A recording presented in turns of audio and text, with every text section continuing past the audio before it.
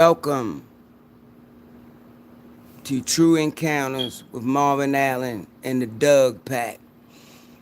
Y'all know how we do. Hey, Lisa, we're going to wait to the room. Some people get in the room.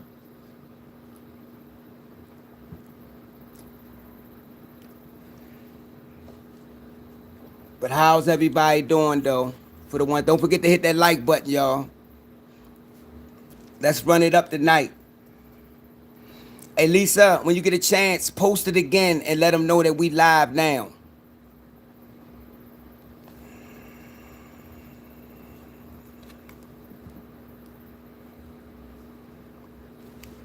How everybody doing? For the ones that's in there so far, I'ma post it too, so people will know that we already live.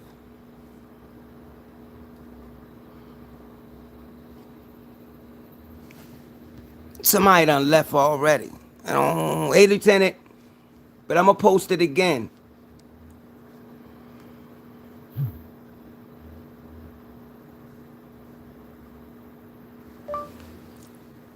We live now on YouTube. True Encounters with Marvin Allen and the DUG Pack.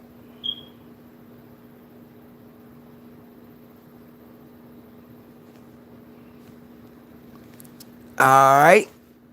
Let's see. Hey, Lieutenant. Hey, Elisa. How you doing? I'm gonna go to my community too on YouTube and I'm gonna post it so people will get it on there. Cause that'll go to all my subscribers and stuff like that anyway.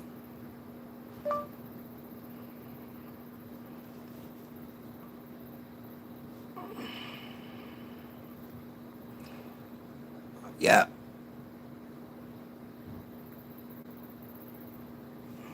Okay, who else? Alright. Alright, we're gonna wait till some people get in the chat. Don't forget to hit that like button, y'all.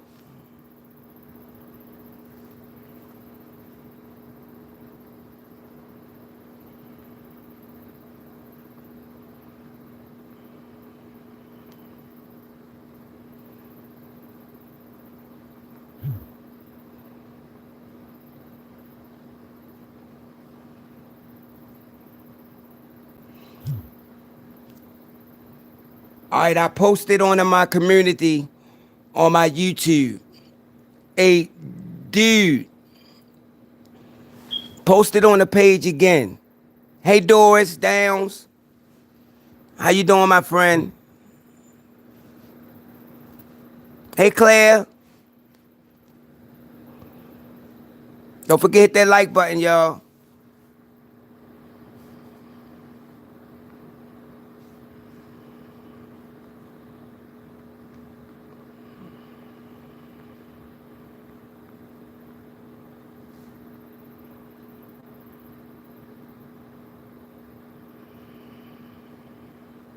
Alright.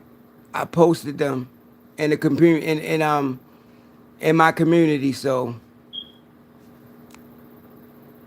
people will know that we live. So it's posted in the community.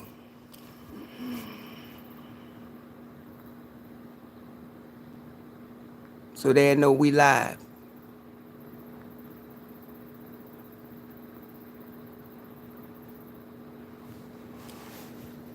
Okay, we're gonna wait till some more people get in, because some people get theirs late. Don't forget to hit that like button.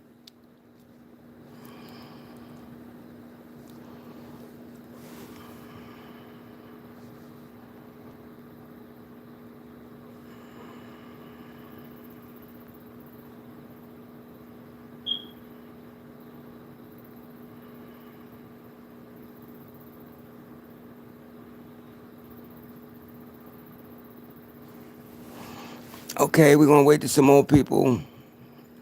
Hey, Easy Design.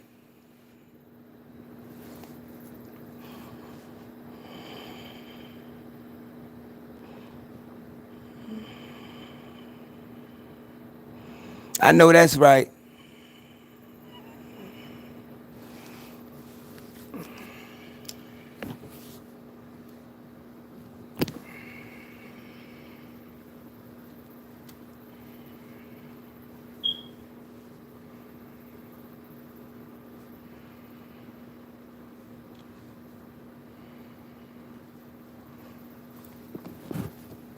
Hello to everybody. Like I said, we're going to wait till some more people get in.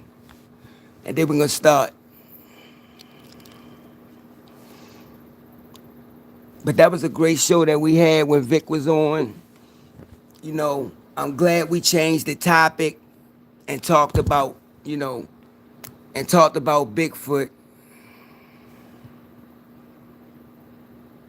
Cause that was cool that we changed it up.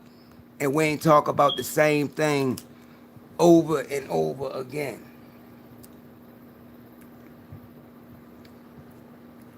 That's what I like about it.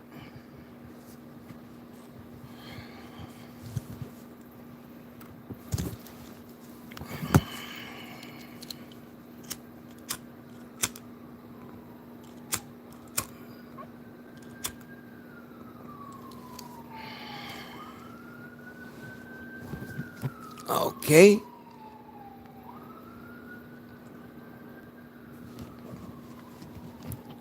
But we're gonna make this show even better. Not better, but we're gonna try to get a lot of people in the room tonight.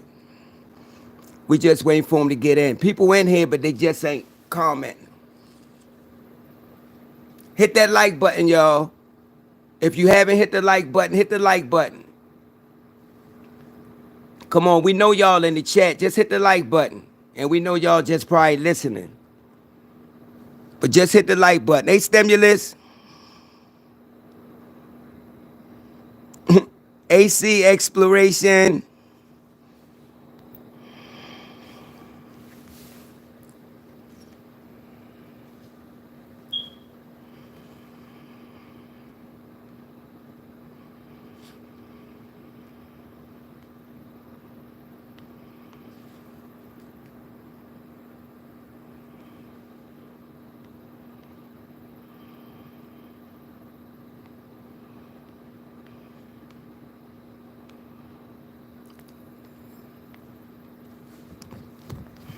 Okay.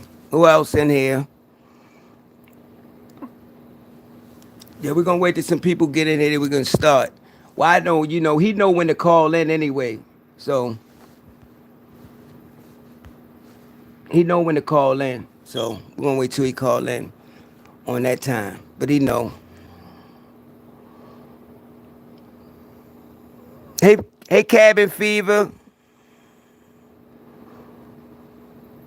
If you haven't subscribed or if you haven't joined our group, please go and do so. It's a good group. It's a place where you can call home. It's a place where you can talk. You won't be judged. You won't be ridiculed. If you got a ghost, paranormal, cryptid, any kind of encounter, you can call in. This a group where we have fun, man. We laugh, we joke, but we get serious about the topic. Because when it come to these cryptids, man, it's a lot that we don't know. Ain't no experts in this field. Don't let nobody tell you that, oh, yeah, okay, I've been doing it. I don't care if you've been doing it for 50 years.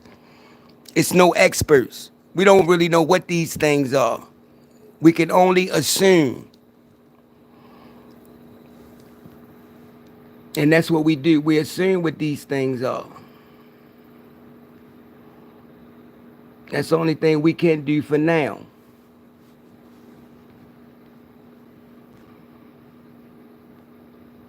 We just can assume.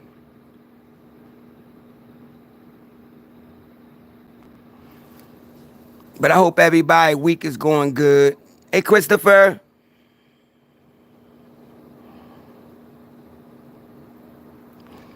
If you haven't joined, please join the group. Lisa just posted the link. Go answer a few questions and we'll accept y'all. We're trying to reach 500. So if you haven't joined, please go and do so.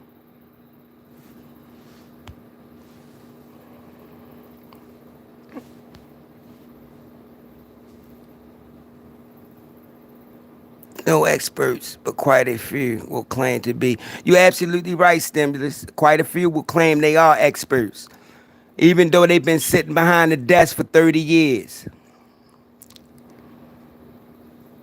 It's no experts when it comes to this field, you know. And Vic even talked about that on the show Monday, you know. So the only thing we can do is just keep seeking the information, the knowledge that we can gain from it, and to find out reputable evidence of what these things are. You know, and Melba Ketchum, she started that. You know, okay, somebody just asked to join. Let me accept them.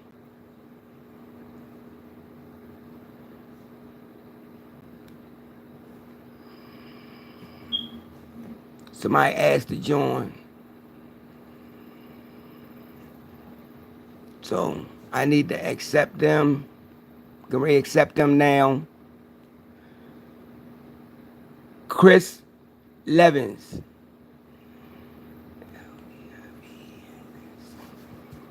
All right, Chris, we got a new member, y'all, named Chris. Let's welcome him.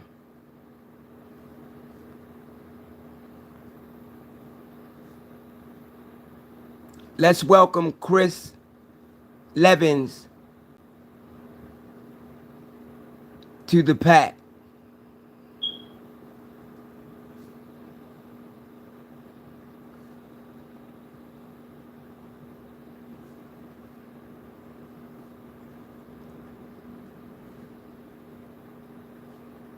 Welcome, Chris.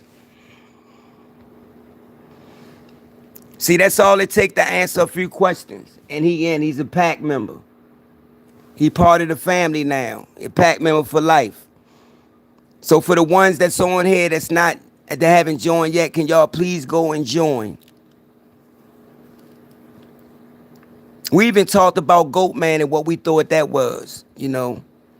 But I think Goatman is what we see it as, part goat. We can say part human because of the features. You know, we know it's a human side to it, but we don't know the other half of this creature. Like Doug Man, Melba Ketchum got the human side of it, but she couldn't get what's the other half. So that's something that she's been working on for years, and you know, they just messed her career up, man. And it don't make no sense. All because she found out the truth about these creatures. But you know what they gonna say? It was contaminated with human DNA. Okay. If you say so.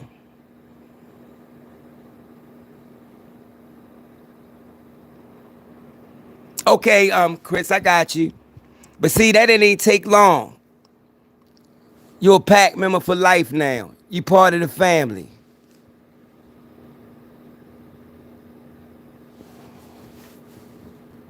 Hello?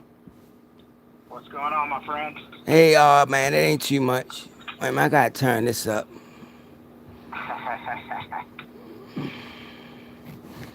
Wait a minute. I gotta turn it up. I can't even find the volume button. Oh, I got it. All right, I got it. Hello, everybody. Wait a minute, let me put the speaker over here.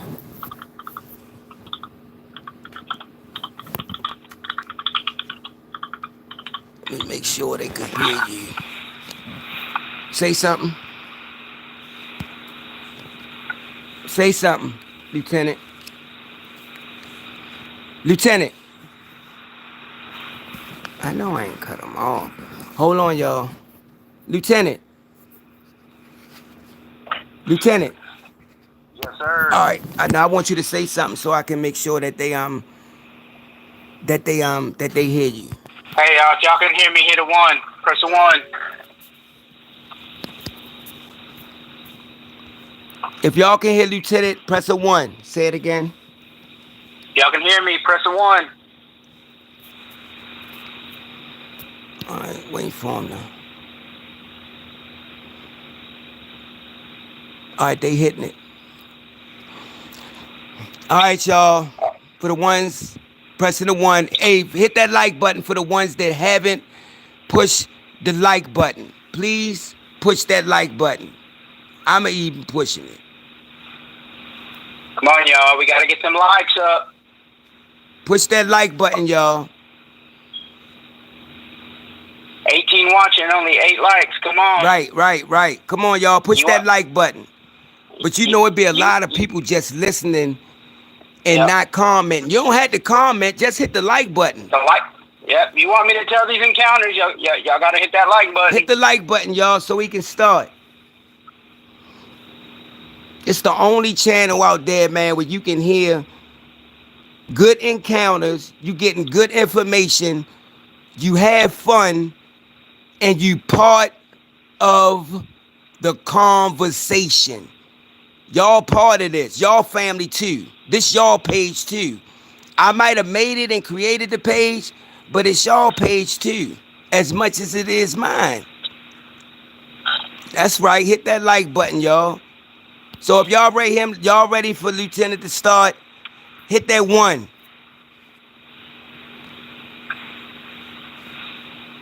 Hit that 1, y'all, if y'all ready for him to start. So we can get this party started. Hit that 1, y'all.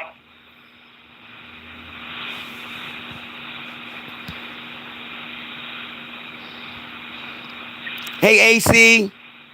AC said he captured some orbs in his room last night. AC, you need to Ooh. send them to me. If you got Yep. them on camera, you can send them to my messenger. All right, y'all. Without further ado, I'm gonna turn it over to Lieutenant, and he's gonna tell y'all about these encounters. So sit back, enjoy, and let's get it. And grab your Charmin. All right, What's up, Lieutenant. y'all? Stage is yours. What's going on, y'all? The last few days have been a little busy for me. I started out coming on the show with one encounter, and lo and behold, last night I got a phone call, and I have a second encounter, which is totally off the chain. I mean, you're going to need some Charmin for this encounter. So, without further ado, I am going to start with the first encounter. This encounter goes back to the summer of 2020. Okay? This encounter happened about 5 minutes from the hospital where I work at. And it happened on a creek. Now listen to this, y'all. The same creek where my very first encounter happened, at that cabin where I used to hunt. Same creek. And this is the encounter. So this gentleman was at his house. Him and his 10-year-old son. His 10-year-old son told his dad, "Hey, Dad, I want to go fishing. Let's go fishing." He's like, "All right, son, well, grab a pole and let's load up. Let's get going." So with the excitement, he shot off to the garage. He grabbed a couple of poles, tackle box, a net. He even grabbed a shovel, y'all, in case they lost the tackle box and had to dig for some worms. So he was set. He wanted to go. So they hop in the truck and they're driving along, and it's a beautiful day. Beautiful day. It's a little hot, but it's a beautiful day. So they get to this spot where this creek is at, and it's right by the highway. So they pull off the road. And they drive down a little ways. They get out and they start unloading all their gear. So they start walking southbound on the creek, and they find a little spot. So they start putting baits on their pole. They start getting ready to cast, and they cast. They fish for about 15 or 20 minutes, then boom, they get their first fish. Cool. You know, it was small. Take it off the hook, throw it back, start casting. They fish about another 20 to 25 minutes. They don't get any more bites. So the dad said, "Hey, son, let's move up the creek a little bit. Maybe we just need to work our way up the creek." Like, okay, so they start moving up the creek. They find another little spot in the creek. It kind of narrowed out a little bit, but they were throwing. And they fished there for about 15 minutes. No bite. Okay, so they keep moving down.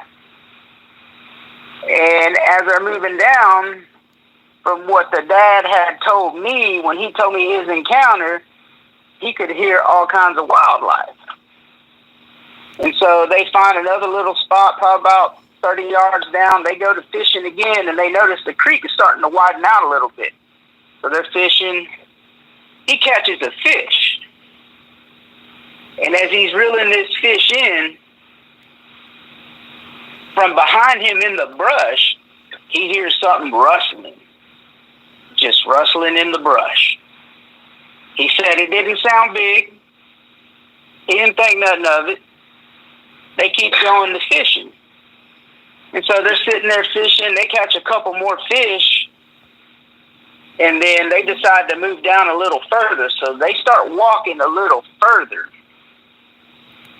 And as they go down, the creek widens out. And then it makes a little pond.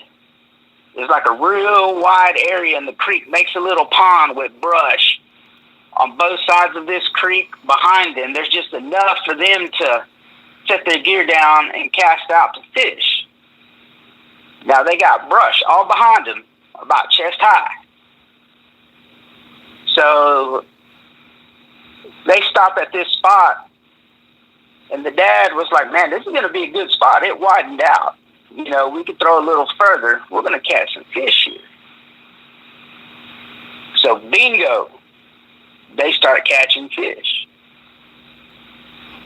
And as they're catching fish, the dad told me after about the third fish, he heard a big rustle in the brush, like it sounded huge. And he looks back, and he could see the top of the brush moving probably about 30 yards from him. And he was looking at it, and all of a sudden he said, and I could hear it in his voice, I heard a growl like I never heard before. He said this growl was real low and real long.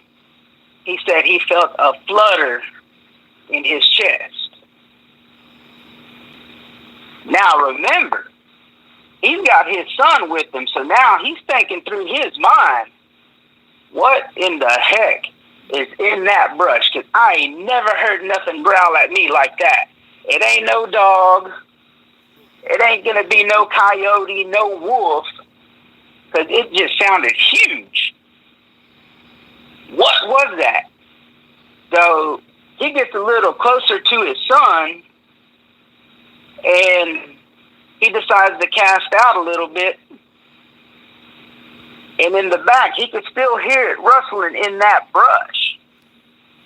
So they cast a few more times. His son catches the fish. He brings it in.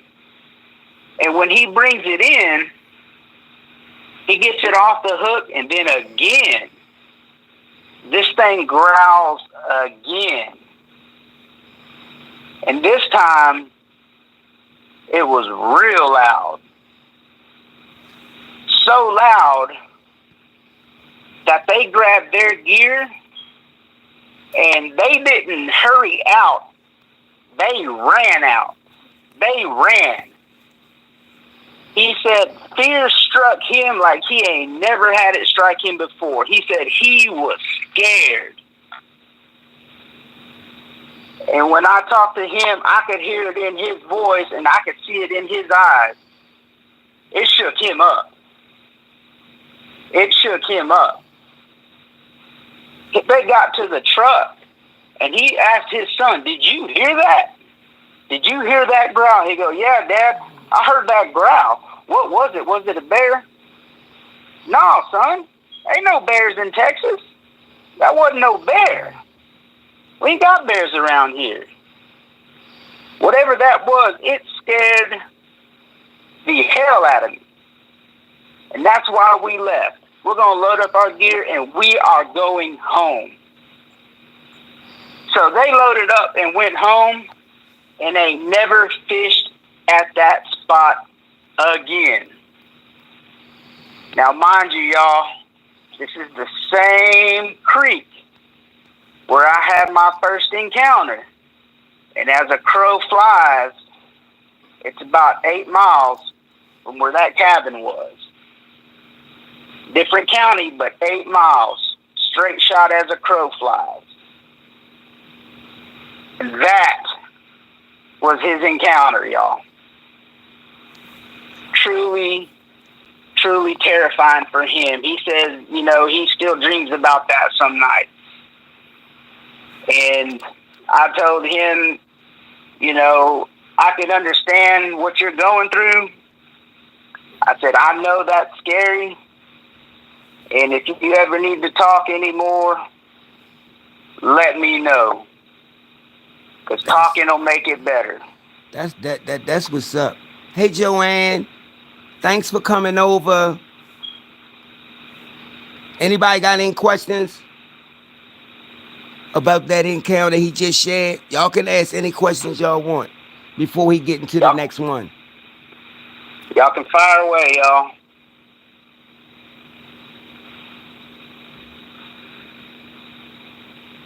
What's up, Carlito? Mr. Carlito. Hey.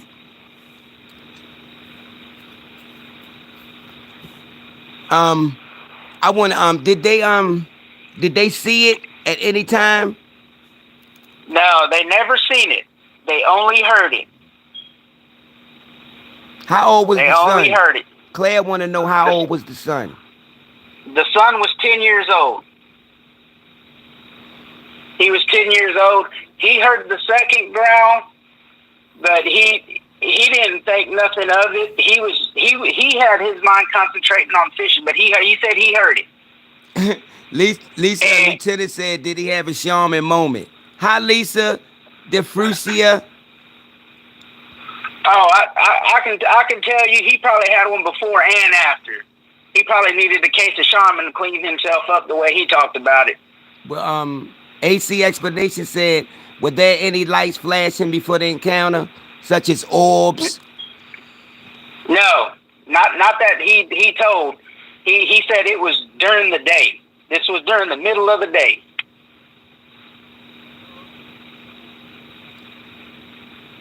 Okay. Wait a minute. What state was it in? Texas. It was in Texas, Christopher. Texas that's a hot spot too, just like California. Texas is a very hot spot. Very, very hot spot. What time of day was this? Probably, from what he told me, a little after 2 o'clock. A little after 2? Okay.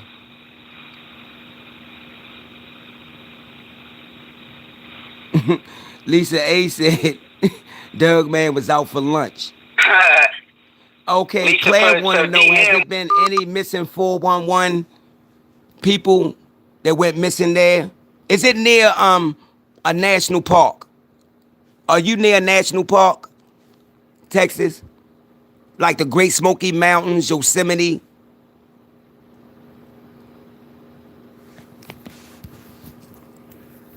Hold on.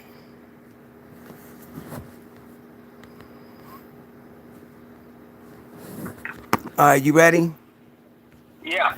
Are you near any national parks? No. In that area, no. The closest national park will probably be Sam Houston National, and that's a good way from us. Yeah, I heard about the Sam Houston Park too.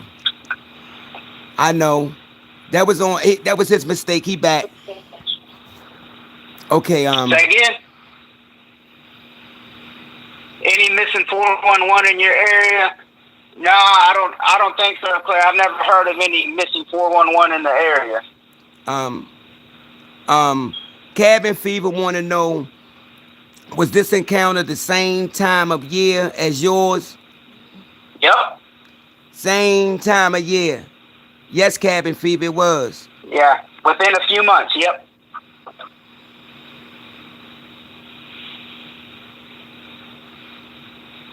Okay, somebody said, I love in the Adirondack Mountains in New Hampshire. That's way up there. Yes, it was, Any Lisa. Any Indian burial ground? That's a good question. That's a good question. I'm sure there is, because where I live at, and I'm not going to disclose the location, y'all. I'm just going to tell y'all, Southeast Texas, there is one tribe of Indians here in Southeast Texas, all the way from the border down to almost Mexico. One group of Indians in Southeast Texas, and there is Indian burial grounds. Trust me, there's Indian burial grounds all over. Okay. Go ahead. And to add on to that, where my property is, the little town that's behind it, was built on an Indian burial ground. Okay, now AC want to know, is there any patterns that match any other encounters, meaning in that area? Like a correlation? There's a few. There's a few. So his encounter kind of matches mine. My first one, with the exception, is he couldn't hear it walk. He don't think it was walking. If it was, he didn't hear it. And when I had my encounter, you could hear it walking in the brush, but it was on the other side of the creek. When he had his encounter, it was behind him in the brush. Oh, wow. So it was on the same side of the creek he was, y'all. Same side of the creek. Okay. This is what we're going to do right here. All right, y'all. Y'all done heard the first one. Now he going to go ahead and get into this second encounter. And after he finish, y'all can ask questions again. Still do our Q&A. And of course, all right, somebody just asked to join. All right, I'm going to pass it over to you. And all right, it's yours. All right, y'all. This second encounter, grab your Charmin, because you may be wiping. So this second encounter comes from a lady who used to work at the golf course that's in the little town where my property is at. Okay? Right, probably about a half mile from where my property at, this golf course sits there. It's no longer a golf course no more. They shut it down. But this encounter happened in May of 2004. And this encounter, they were having a night golf tournament at that golf course. Okay, there's a bunch of people there. The tournament usually started at around dark, which is about 6:30 or 7. And it would last probably till 10 or 10:30. So they held the tournament. Tournament ended around 10:30, maybe a little after. Everyone left. The only one there was the pro shop attendant, which was the lady who told me this encounter. Okay? Behind this pro shop is a huge clubhouse that was built in the 1930s.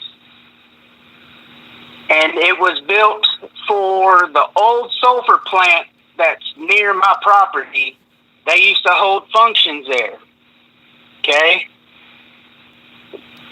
When the sulfur plant shut down, no one hardly ever used it anymore. People would have occasional weddings there, stuff like that. Now, this clubhouse sits behind the pro shop, and then on the other side of this clubhouse is some trees, and then it's the number 4 hole. And right by them trees is the number 4 tee box. Now, this clubhouse roof is about 30 foot off the ground, y'all. It's huge.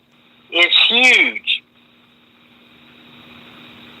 So, this lady was cleaning up after the tournament. She cleans up all the trash. She's taking the trash out. And a little bit before midnight, it was almost midnight, she starts getting all the golf carts and starts taking them to the cart barn. Now, that cart barn is the same place where my sister had her encounter of this some sort of lizard creature. So she's taking the carts to the cart barn. She had called her boyfriend, hey, come out here and pick me up when you're done, when I'm done, and that way we can go home. And he told her, I'm already on the way. So she's putting up these carts, and mind you, y'all, this place gets dark. I mean, dark. There's very few lights out there. The only light that's close to that cart barn is at the pro shop, and that's probably about 200 yards away. Maybe not quite 200, but around that distance. So she's putting up these carts, and right across the street, looking into the golf course, is the driving range, you know, where everybody would go to practice. So she puts up the carts, and instead of walking down the road back to the pro shop where it's dark, she goes across the street into the grass, walking toward the clubhouse because the pro shop light gives off a little light into the parking lot. So she decided to go that way. So as she's walking into the grass, she's looking at the number 4 tee box in those trees. And at the corner of the clubhouse, she sees something peeking around the corner at her. She stops. And she's looking. She closes her eyes, opens them to try and readjust. Is there something there? Is what she's thinking to herself. Is there somebody there? And what's going through her mind, maybe one of the guys is drunk and he's just playing a joke. So she stands there and looks, and it comes back and hides itself behind the corner. So as she's standing there looking, she takes another couple of steps, and it peeks out at her again. Now listen to this, Marvin. Listen to this, Lisa. Dude from Texas. When it peeks back around,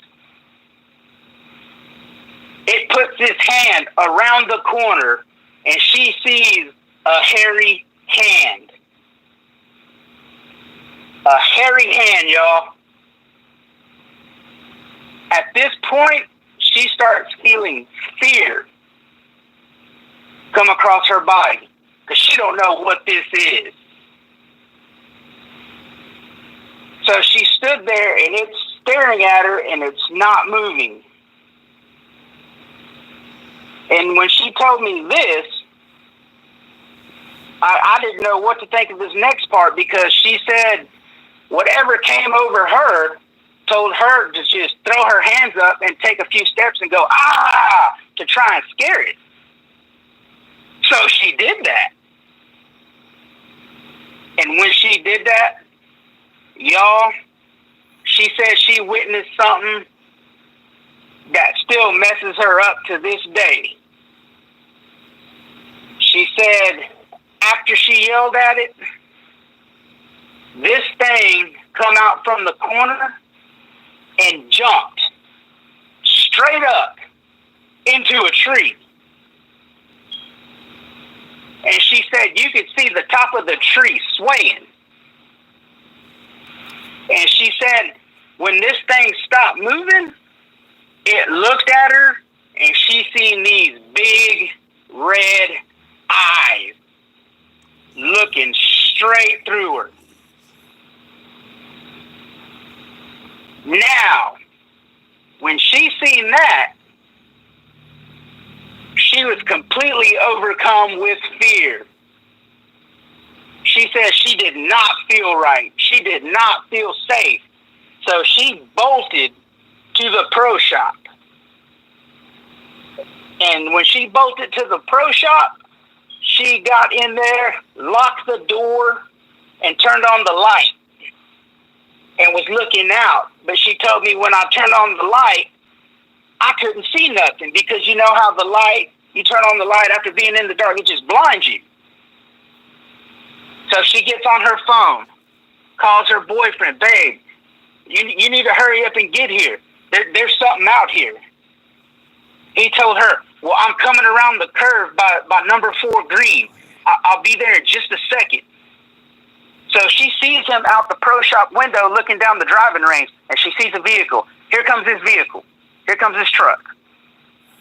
He makes a right, which if you take a left, it'll take you to my property. You take a right, comes to the golf course. So he's coming down the property, and they're still on the phone together. Mind you, they're still on the phone together. And as he's pulling in, he's seen this thing in the tree. And he's like, what the is that? She runs out. Didn't even lock the pro shop. She runs out. Did you see it? Yes, I seen it. It's there. She ran out to his truck because he stopped before the parking lot. He's getting a look at this thing. He's looking right at this thing.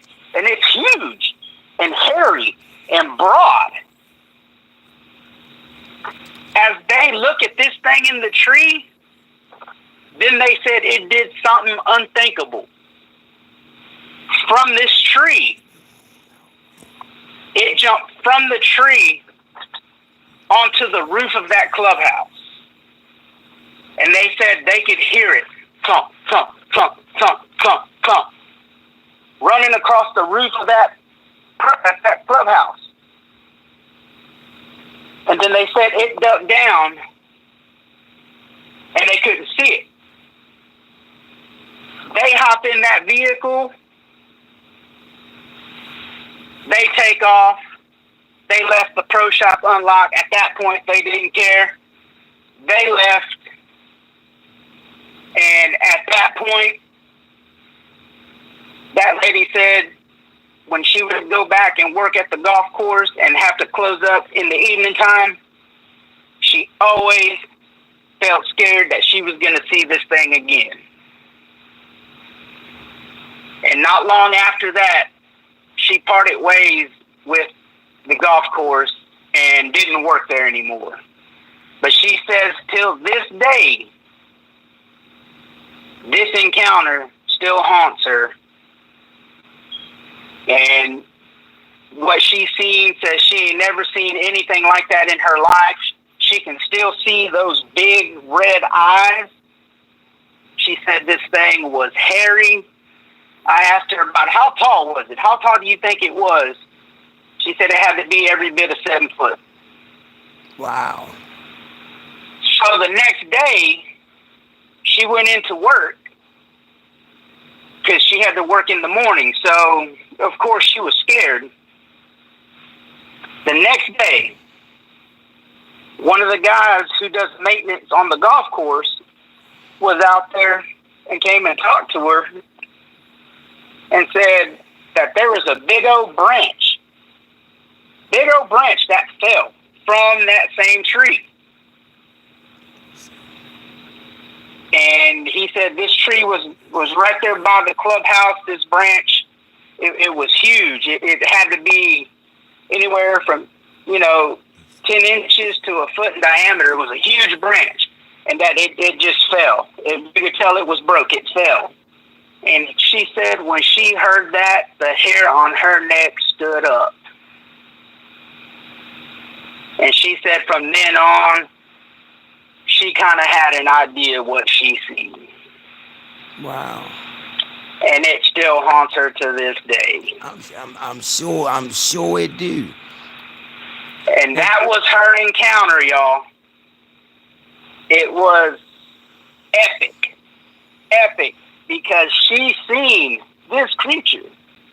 She gave a description, and she seen red eyes and a hairy hand. Wow.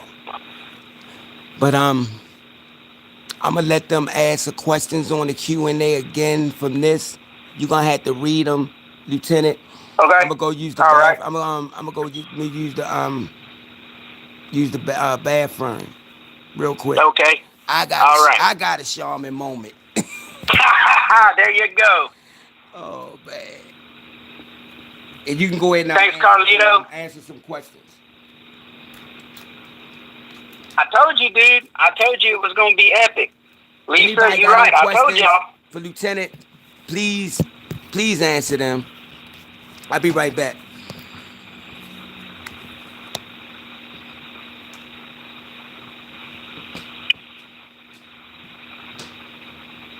Did golf course warn anybody? No, they didn't. They didn't warn anybody. This was the first time it was ever seen that close to the golf course, or if anybody's ever seen it. I've heard different people say they've seen stuff, but usually no one around there talks about anybody because, of course, they don't want to seem like they're crazy. That's just the way some people are here in Texas. They kind of keep it to themselves because they don't want to be deemed as crazy, and I get it. Lisa, you're right. You're right. Very close to my property. Now, what does that tell you? We know it's out there. We know it's out there.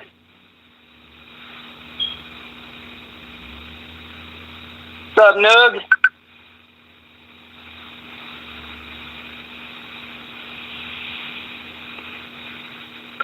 Dude, it happened right down the road from where my property is. On the opposite side of town. That golf course is not there no more. I mean, the layout's still there, but they have the owners of the golf course shut it down about 4 years ago, and they got cows on it now. What's up, Tom?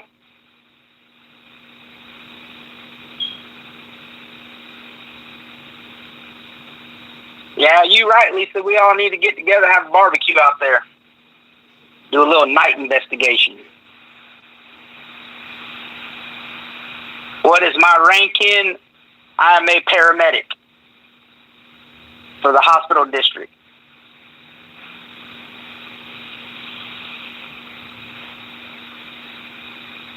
Don't you get scared? Claire asked if I get scared. Yeah, I do, Claire. Especially what I recently caught out on my property, the evidence. I do, but it ain't going to stop me from going in the woods. Melody, yeah, we've had some strange animal deaths on the property. Nothing at the golf course from what I've heard.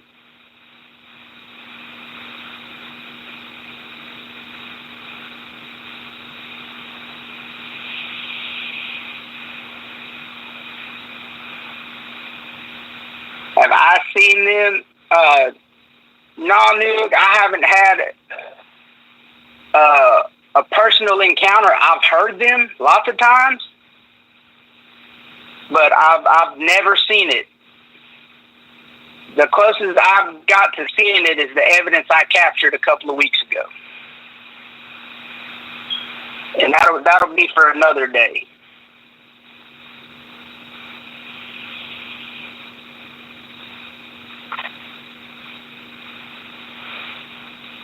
Yeah, I don't think nobody likes going out with Bigfoot about. I agree. But when you got to catch evidence and get boots on the ground and in them woods, you do what you got to do. That's what I do. I know they're there, and it's changed my strategy how I walk in the woods now, but I'm going to keep doing it. Do I think some are paranormal too? See, that I don't know. I don't think so. I mean, there's paranormal stuff around there, don't get me wrong, but I don't think these creatures, I don't think they're paranormal. That's just my opinion.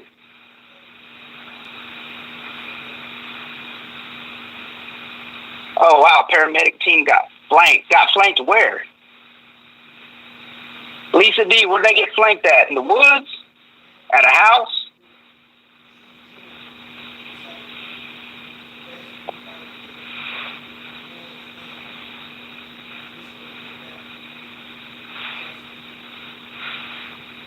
Yeah, man, like I told y'all this encounter was going to be epic.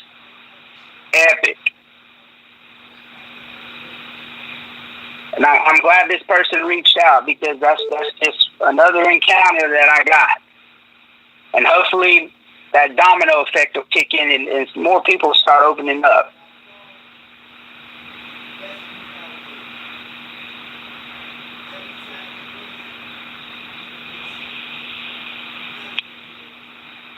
Any more questions, y'all?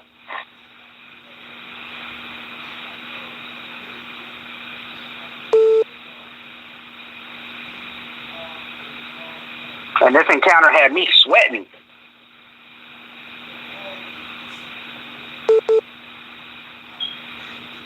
Oh, Lisa, she got some good encounters with shadow people. Trust me. Trust me. We've seen it. We've seen it.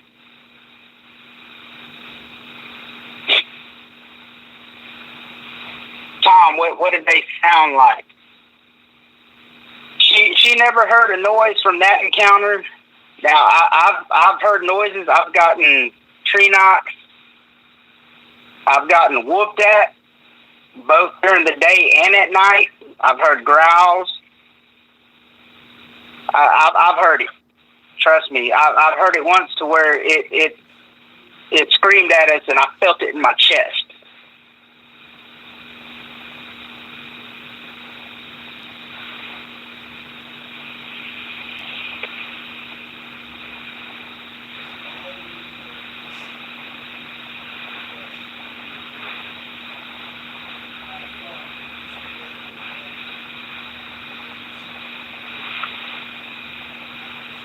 What is sound in the military, Claire?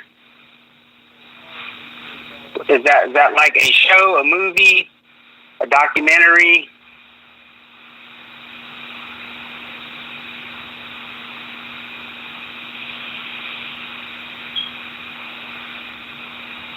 That's right, dude. Bigfoot whoops. Yes, sir. I've also had the structures, remember? The bent over tree structures.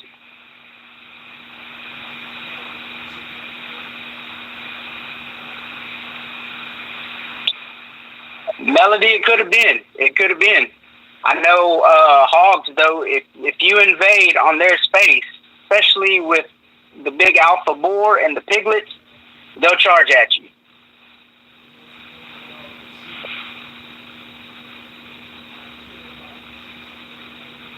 Dora says she still sleeps with the lights on. Hey, me too. When it comes to like something happening in my house, I'm a big baby. You can get me out in the woods, I'll go all night long in the dark. But in my house, man, I'll turn on every light. I'm a scaredy cat in the house.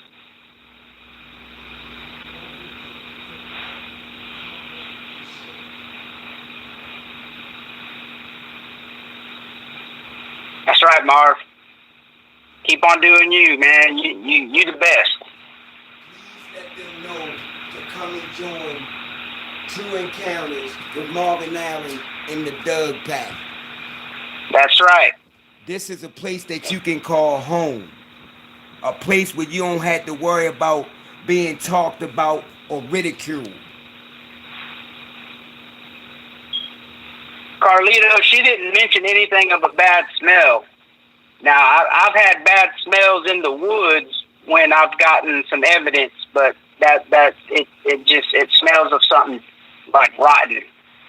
Other than that encounter, she didn't mention anything about a smell.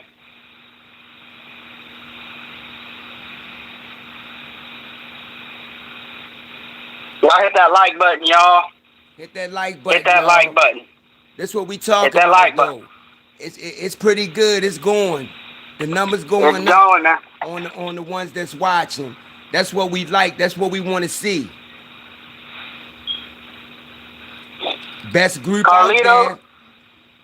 Carlito, man, honestly, man, I don't know if you want to see one, dude. As much as this lady was shook up and the fear, and it still messes with her to this day, I don't know if you want to see one, man. Honestly, I'll be real with you. And you know what, Lieutenant, I tell people that. You know, people still ask me to this day, how can I draw a Doug man in? Which I do know how. Yeah. And I know it's guaranteed to work because it's been done.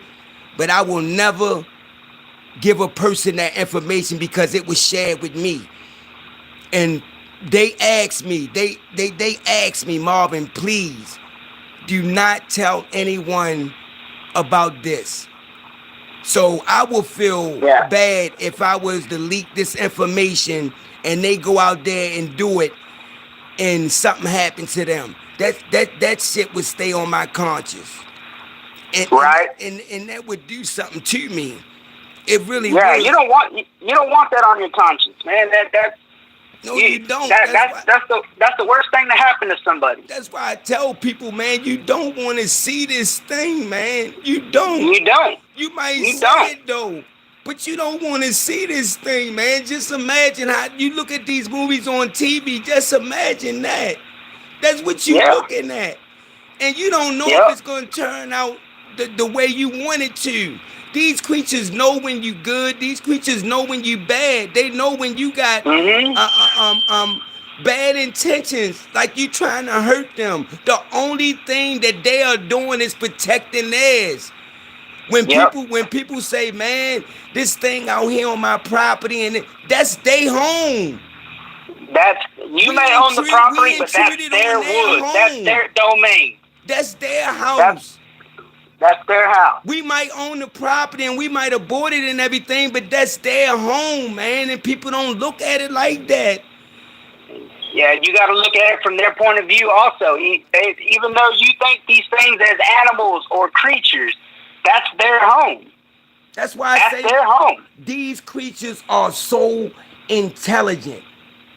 That's why I say the brain capacity that they use is beyond what we know. They use more of their brain than us. That's why they are able to do the things that they do. Yes, absolutely. Why do you think they can use certain stuff? Telepathy, cloak. Yeah. When you can use more parts of your brain, the impossible is endless. We can do the same thing. If we could use a big portion of our brain, we probably could fly, move cars and everything. The possibilities would be endless. Yep, you're right about that. These things, I'm telling you, y'all, you don't want to come across one as fun as it may sound. I'm out here investigating. Trust me, when I go out in these woods, I'm gonna be honest with y'all. I don't want to see one. That's why I put up cameras. I put up cameras and go in the woods to try and catch photo evidence. Because honestly, I've heard these things. I was whooped at 3 weeks ago while setting up a camera. I don't want to see it. I don't want to see it. You know, because for one, when I go in the woods, I'm always armed, and it's not for that reason. I go in because there's other wildlife that will attack. That's their home too, and that's the reason why I go in armed, because I know what kind of wildlife is in them woods. And when I go in them woods, my whole intention is not to harm these creatures. My intentions is to get evidence, to get pictures, to get video, to get audio. I do not want to harm these things because, for one, they are not bothering nobody. They are not doing any damage to property, to houses, to anything. They're just out and about doing what they do. All they're doing is looking for food. That's it. That's all they doing. You don't want to see it, y'all. You don't want to see it because it will mess you up. It will mess you up. Trust me. Trust me. I still have dreams about my very first encounter. It sticks with you. And if you see it, if you come across it, that's going to stay with you for life. There's no way in hell you will ever be able to forget something like that, because that doesn't happen to a whole lot of people. That's not an everyday thing that occurs. And the thing about it, though, everybody ain't gonna see these creatures, whether it's Doug Man, Bigfoot, Rake, you name it. Everybody ain't gonna see these creatures. So take it as a blessing and a curse, if you do or if you don't. You know, these creatures might physically show themselves to people who they want to show themselves to. You know, because a lot of times they watches us when we don't even know that they there. Yeah. They there, but you just don't know it. Like people say, I've been hunting for 40 years and I never seen nothing like that in my life. Why I ain't never see it? Okay, that's not saying that it wasn't there. Just because it didn't make its presence. Just because it didn't walk out on that path and look you in your eyes, don't mean that it wasn't there. The creature could have been there the whole time. Yep. But it just didn't show itself to you. Yep. And the only reason these creatures will knock, throw something at you, or let you know it's there is because you're invading on their territory. Absolutely. That's why you're getting a little too close. That's why I always say they got children, they got kids, they got family members, however you want to look at it. And they doing what any family member would do. They protecting their own. When they know they got little ones in the area, they gonna do what they gotta do to protect them. If it means going to war, that's what they gonna do. Cause they apex predators. That's what they do. They built. They machines. Not physically, but I'm just saying they are machines. Look at the way that they built, the size of them, how muscular they are. These creatures are nothing to mess with. They not no toy. They not no pin cushions. They not something that you can go up and rub. They not something that you can say, go fetch this stick or this ball. Yep. You can't do this when it come to these creatures. They not a toy, man. They not a pet. Do I think that they can be domesticated? Absolutely. If you got it as a young. If you got it when it's just a puppy, I believe it can be domesticated. But they still has in their DNA that animal side to them. Yep. Because that's where they were raised, in the wild. So that's in their DNA. It's built in their DNA. They know they gotta go out and hunt. They know they gotta go out and get food. They know they gotta provide. Now I'm gonna tell you a story. Just like us humans. I'm gonna tell you a story real creepy, and this comes from an eyewitness that years ago. We're going to say 2.5 years ago. This come from one of my eyewitnesses out of the UK. Now, on her properties, multiple Doug men. She see him every day like, that's just like you walk down the street and see people. She see these creatures every day on her property. She say she in the house one day. All of a sudden, she get a knock at her door. Boom, boom. Boom, boom. Boom, boom. Who is it? Nobody say nothing. She said again. Who is it? Still, nobody say nothing. She decided to go to the door to see who was, banging. She go to the door, she open it up, she see nobody. She look down and she sees a piece of paper. Now, mind you, these are the exact words that she read off of this paper. She said, Marvin, it freaked me out and it scared me so bad that I had to move. Listen, she said the letter said, I've been watching you from a distance. I know you know I'm there, and I know that you know I'm watching you. I have a mate, but she's getting old, and she don't produce like she used to.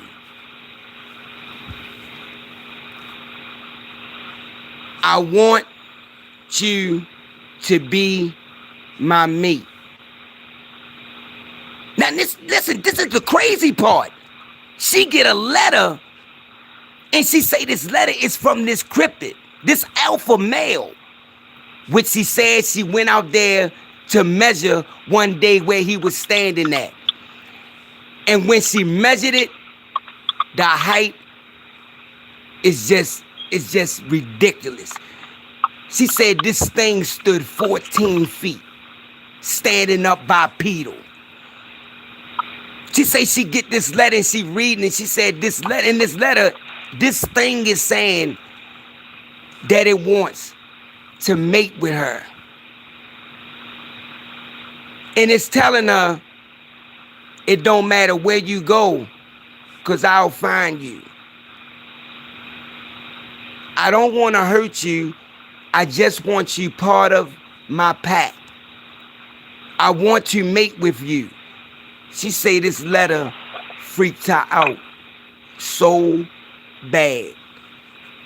You talking about having nightmares. She said she was having nightmares of this creature having with her. She said she started getting visions of that. She said she was scared to even go outside just because of this letter.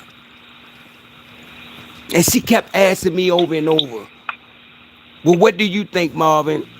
The first time I ever heard something like this. Now, mind you, don't nobody else know, far as her neighbors knew about these creatures. If they did, they didn't let it be known. But she said she think this letter really came from this alpha male. That's just creepy, yo. To have a letter and it's saying that they want to mate with you. That take the cake right there. Yeah, I ain't never heard nothing like that. That take the cake, Lieutenant. That do. She told me that, man. That lady was crying on the phone and everything. I listened to it. I seen her pictures. I seen the pictures of these creatures that she got on her property or had on her property. So they was there, but the note just messed my head up. Yeah, I don't know what to think about that. Yeah. Honestly, I don't know what to think about that. Hey, Truth Seeker, it's just creepy. Hey, Truth Seeker. Yeah, that's just creepy. It really is. Hey, Gordy. Hey, Dory Allen. Gordy. It's just creepy, man. I can't. Yeah, I don't know about that one. I don't know what to think on that. I listen to everything people gotta say, and me, I'm not gonna discredit nothing because I know for a fact that these creatures that she had on her property was Dugmen, was K9 type. Now, as far as the letter, don't get me wrong.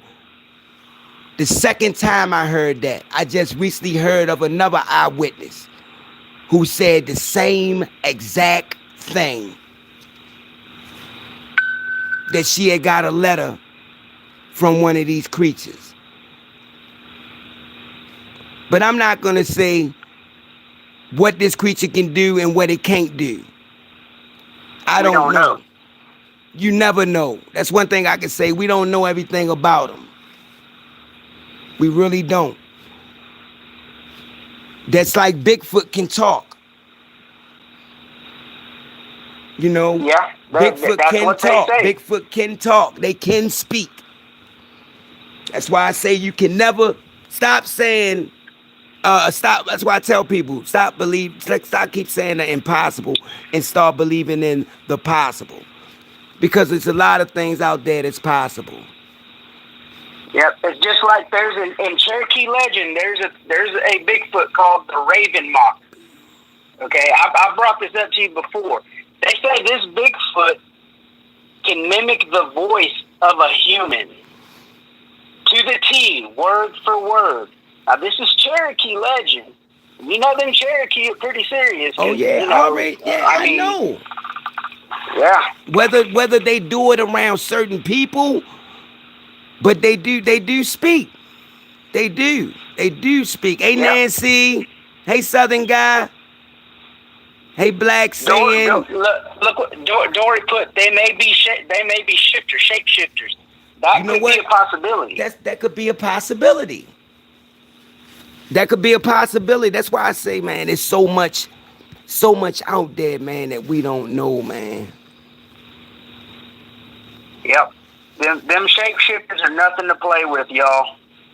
I've read a lot on that, man. That's wicked. That's wicked. Because they can them shapeshifters can turn into anything they want. Anything they want. And that's just nothing to play with. And the bad part about it, you'll never know. Yeah. Oh, yeah, just to let y'all know, yeah, we do joke on here for some of the new members, but it's to a certain extent. We would never joke and disrespect anyone on the page, you know. We would never do that because I know people are on here, you know, to listen to these encounters and find out the information, and I don't want y'all to think that we just on here joking around. No, we take this serious. We take this serious. You know, 100%. One thing I do, I take this serious. You know this because this affect people. So I don't want y'all to think that we just on here joking. No, we take this serious.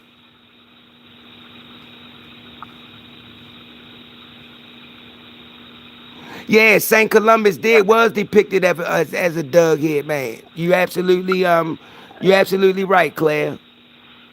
I just watched something on that today. Yep.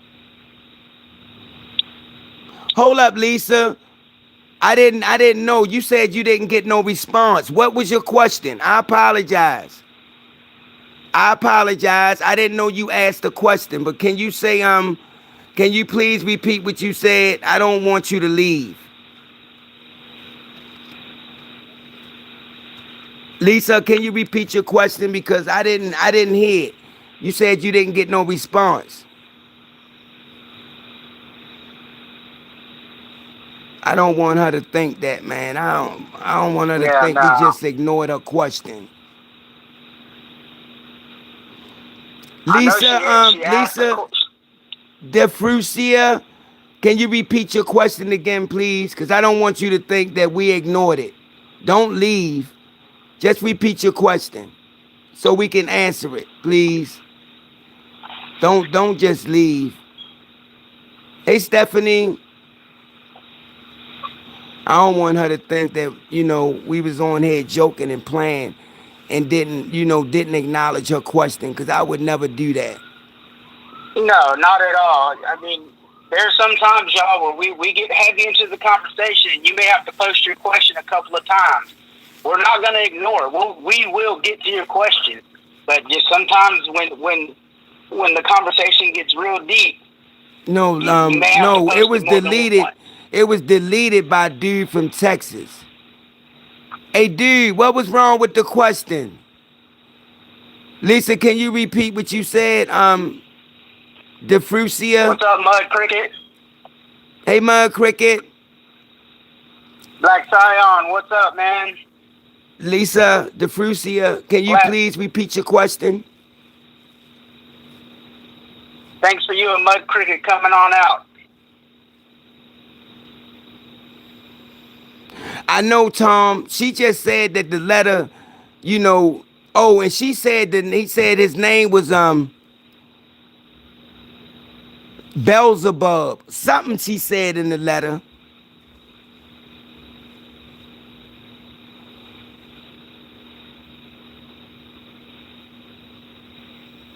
Yeah. Oh, Joanne says she think the most terrifying thing is when they stand up.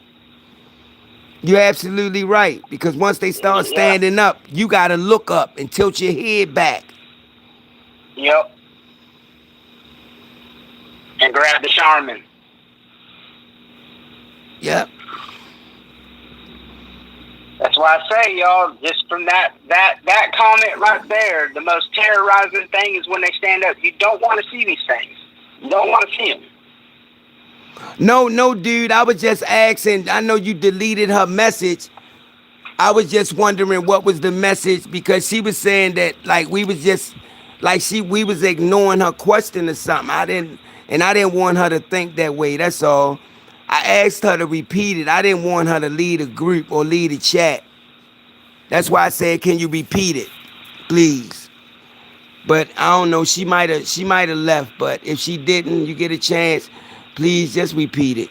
That's all. But I don't want you to think that we would ignore anybody's question because we wouldn't.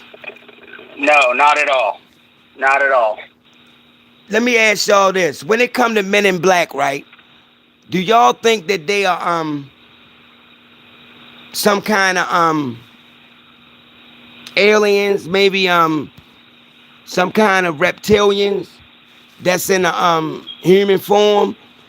Because the reptilians said they got a part of their brain that they could use, that they could stay in their original form, but we'll see them as a human.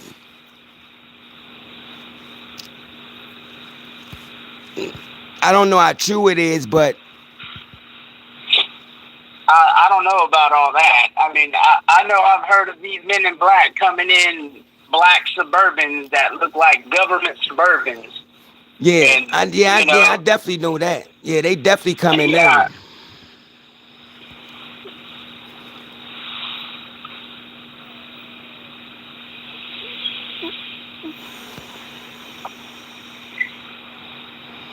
Yeah, you right, Mud Cricket. We do, but I Men don't in want I Black, don't two want types. people to One is think something alien. different.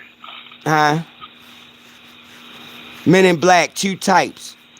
One That's what is Claire just put alien. on there. One is alien. Yeah, Lisa.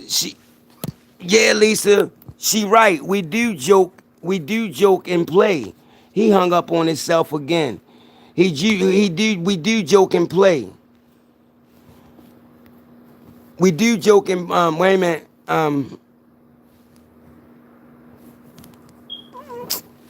Man, phone and cut off. Wait a minute. All right, you back. Yeah. All right. Yeah, but we do joke on here sometime, but I don't want people to think that's all we do. So we did do a lot of joking in the earlier part. So for the rest of it, we're gonna get serious on the topics that we talk about now because I don't want nobody new on here to have a negative. Hey Melody, I don't want nobody on here have a negative effect and they go back to a group that they at and say they said it was like this and it ain't. I went over that. So we're gonna just get serious from here on out for the rest of the Yeah. show. All right, but what we was talking about, okay, another thing, about these little people, you know, we can say little, how little, some of them get small. I used to listen, watch this guy channel who used to have little small footprints of these things. You talking about little feet. That's little feet. And the thing is, though, let me ask y'all this. These little people, what do y'all think that they make far as weapons to defend themselves from predators that are bigger than them? What do you think that these little people use for weapons to help defend themselves against predators? I'm talking about the little people that stand like 5 inches, 4 inches like that. The little ones. What do you think they use as weapons? Now, what kind of little people are we talking about? What is their habitat? I mean, are they little people from the woods? Yeah, in the woods. Yeah, they're in the woods. Oh, In the in woods. the woods? Yeah. We talking Yeah. about 5 inches, 6 inches, 7 inches tall. What do y'all think that they make as weapons to defend themselves against bigger predators? Mud That's a Cricket good said a question. toothpick. Because a toothpick is sharp. But they would have to find it first. Or they would have to make it. They Yep. could carve sticks and make it sharp.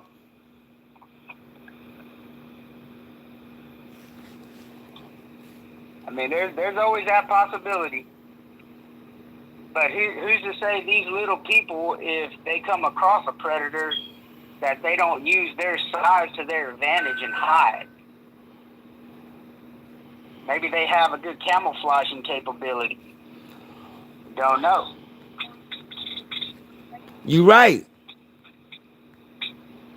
Because if something small comes across a bigger predator, the natural instinct is going to be for that smaller animal or small person. It's going to be to either hide or run.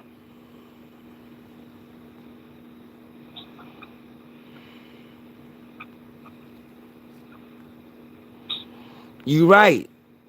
What else people said?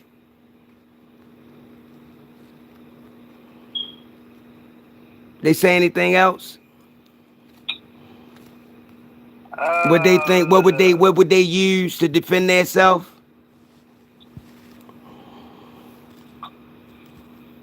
The stimulate said we also can equate size with strength. They may be incredibly strong. Think of ants. Yeah. That's a good point. In numbers, they may be total dominant. You right. Somebody said they might have psychic abilities. You absolutely right.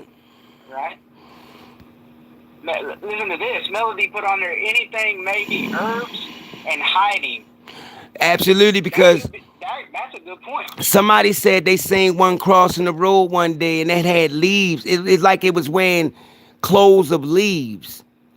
But they could see it walking across the road and then it started running. And it had leaves, like it had clothes made out of leaves. And they said this one had to be between 8 to 10 feet, 8 to 10 inches. If it was wearing leaves, and it's going to camouflage itself once it gets in the woods. There's your answer right there. Right.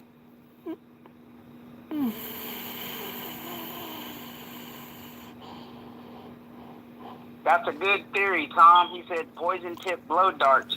And you know, you absolutely right, because it's a Right. lot of animals that are poisonous. So Mm-hmm. they might know how, they might can mix up certain leaves and herbs and stuff to make a poison too. So, and Yeah. it probably was passed down from generation to generation. So yeah, I'm sure of that. I'm sure of that. So you could say they could make some kind of sharp spears, and like Tom said, a blow dart. They could make them, and they so small they could just Yeah. spit it and hit you, and you don't even know you hit. You just like ouch. Yep. Tom You said know snake what? venom. Snake venom. Yep. Tom, That's Tom, you are a genius. You are yeah. absolutely right. That would be the best venom to use to mobilize their victims. Yep. That's what the Native Americans used to do.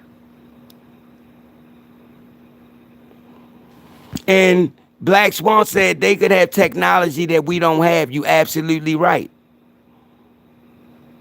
Tom said it's a perfect weapon. It is. It is. It Yep. absolutely is. You right, Tom. You right, Tom. Yep. Poison Poison mushroom. mushroom, Claire. Yep. That's a Yep. good one. That is a Yep. good one. You absolutely right. And you absolutely right. You absolutely right. All right, now another thing that I wanted to ask, and Nugi said no venom from the Venom from the blowfish blowfish. is better for. Yeah. Yeah, you right. You right. You absolutely right. You absolutely right, Nugi. I wanted to ask this too. All right, now we're gonna go far as I want to go back to this mermaid topic thing. Okay, when it comes to these mermaids, what do y'all think they use? All right, because they have found spears and and inside sharks, being stabbed with these things like 5 and 6 spears just to kill a shark. So where do y'all think they hide at for predators?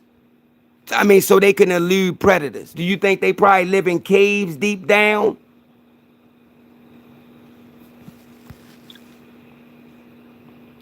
Because the ocean is so vast, I'm sure they might have plenty of places to hide. Oh yeah. There's a lot of the ocean that still hasn't been investigated. It's just so Hmm. large and massive. They say it's less than 2% of the ocean that investigators have gone and investigated Yeah, that's it. It's so much that from time. it's There's just so much. now. Dude from Southern Guy said that the little people bite might be deadly. I mean, you never know. Could be. Toxins from frogs. What Black Scion said, that's also good. That'll make them hallucinate. Right. You're absolutely right. But mermaids would have it. I think they would have it hard though, because you got sharks. You got I don't know if octopuses or squids are enemy to them. I really don't know. But I know that they said sharks definitely are enemy because they have found bodies inside the shark. Wow. Hold up, somebody Yeah, calling. yeah, you right, Mud Cricket. Nobody knows what's under the sea. Just like Stimulate said, the Mariana Trench, man, that's 7, 8 miles deep. How are you gonna get down there and see and find out Right. what's down there? What they tried to say is they don't went to the bottom of the Mariana Trench. Yep, that's a They possibility. said that's the deepest part. That's what they say. That's what they say. But I don't believe everything they say. Yeah, I don't. that's But just the they saying deepest that part that's the they know deepest about. part in the world, though, the Mariana Trench. But that's the deepest part they know about. You right. Too much pressure, Black. Yep. It'll crush you. But they claim they got some machine, submersible machine that can go that far, that deep. And that's deep. Yeah, that's real deep. You know, and it don't, and I don't think. Well, we can't survive down there anyway. We swim. We can't swim but so far. Yep. Yep. You sure right. We can't swim but so far. So we can hang that up. We can't swim but so far because you know we're crushed. It'll just flatten us like, and we done. Yep. And we done. All right, y'all. Let's you know, cause we asked the Vic questions the other day on certain things, so we're gonna just briefly go over I guess over some of those topics, such as because I'm still because we don't have too many encounters on Wendigo, Lizard Man, the Jersey Devil, or Mothman. Why don't you hear sightings on them no more? Or people just not coming forward? That could be the case. I think it's people not coming forward. Huh? I think it's people not coming forward. Yeah, and you know what? That could be a good point. That could be a good point. That could be a good point. You know, some people just can't come forward because they don't want to be, you know, talked about or whatever. You know, that's why I tell Yeah. people, man, this a channel that you ain't gonna be talked about on.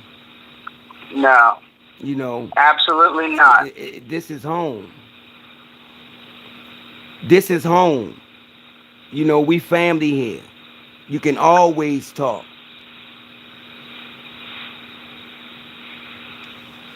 Always. Let me see. Somebody said maybe certain cryptids are only around for a season. They have a specific duration of time and what their needs to accomplish, perhaps. Now that came from Stimulus 8. Yeah. You know, and that could be right though. But you got to think though. I think to me, I think some of these creatures, and it's my opinion. I think some of them don't migrate. If it's enough food source and water, I think that, and it's not people coming around, they have no reason to leave. They have no reason to leave, so they would stay there, I think. You know, I don't think they would leave. I think they would stay in that area. Yeah, absolutely. I think they would stay in that area. Yeah, there would be no reason for them to leave. If you have a massive water source and wildlife, there's no reason for them to leave. Now, there's the possibility that I they know. may have to I follow see the it, Lisa. We wildlife, got but almost a half hour left. does anybody have a quick encounter they want to call in and tell? This is the place to do it, y'all. I be trying to get people to open up or to call in and talk about something if they want. You know, y'all can talk about anything. Ghosts, ETs, UFOs, anything that we talk about on here, because basically we cover the whole perimeter. We cover everything. You know, that's why I say what we started off doing, a lot of people starting to follow. But they still can't do it like we do it. No, absolutely not.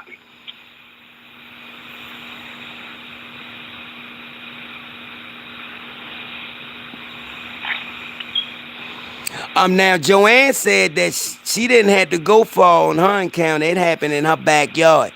Joanne, would you like to call in and tell us about that? You can call in right now and tell us about that encounter. We would love to hear for it. You've been subscribed to me since Vic days and day one, and we would love to hear it. We would love to hear it. We really would. We would love to hear it, if you don't mind.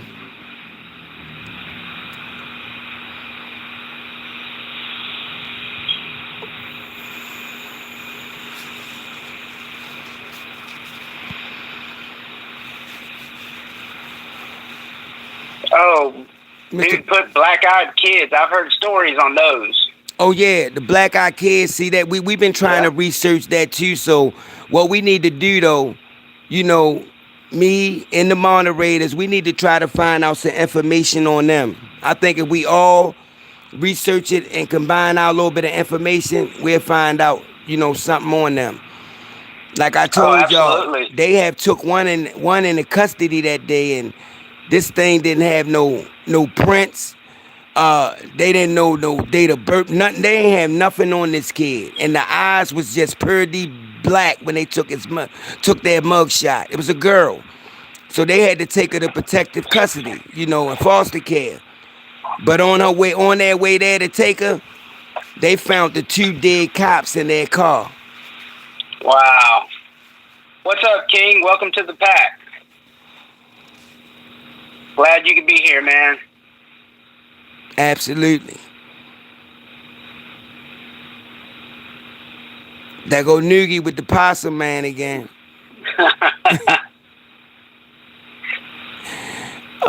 And you got the melon-head people of Kentucky.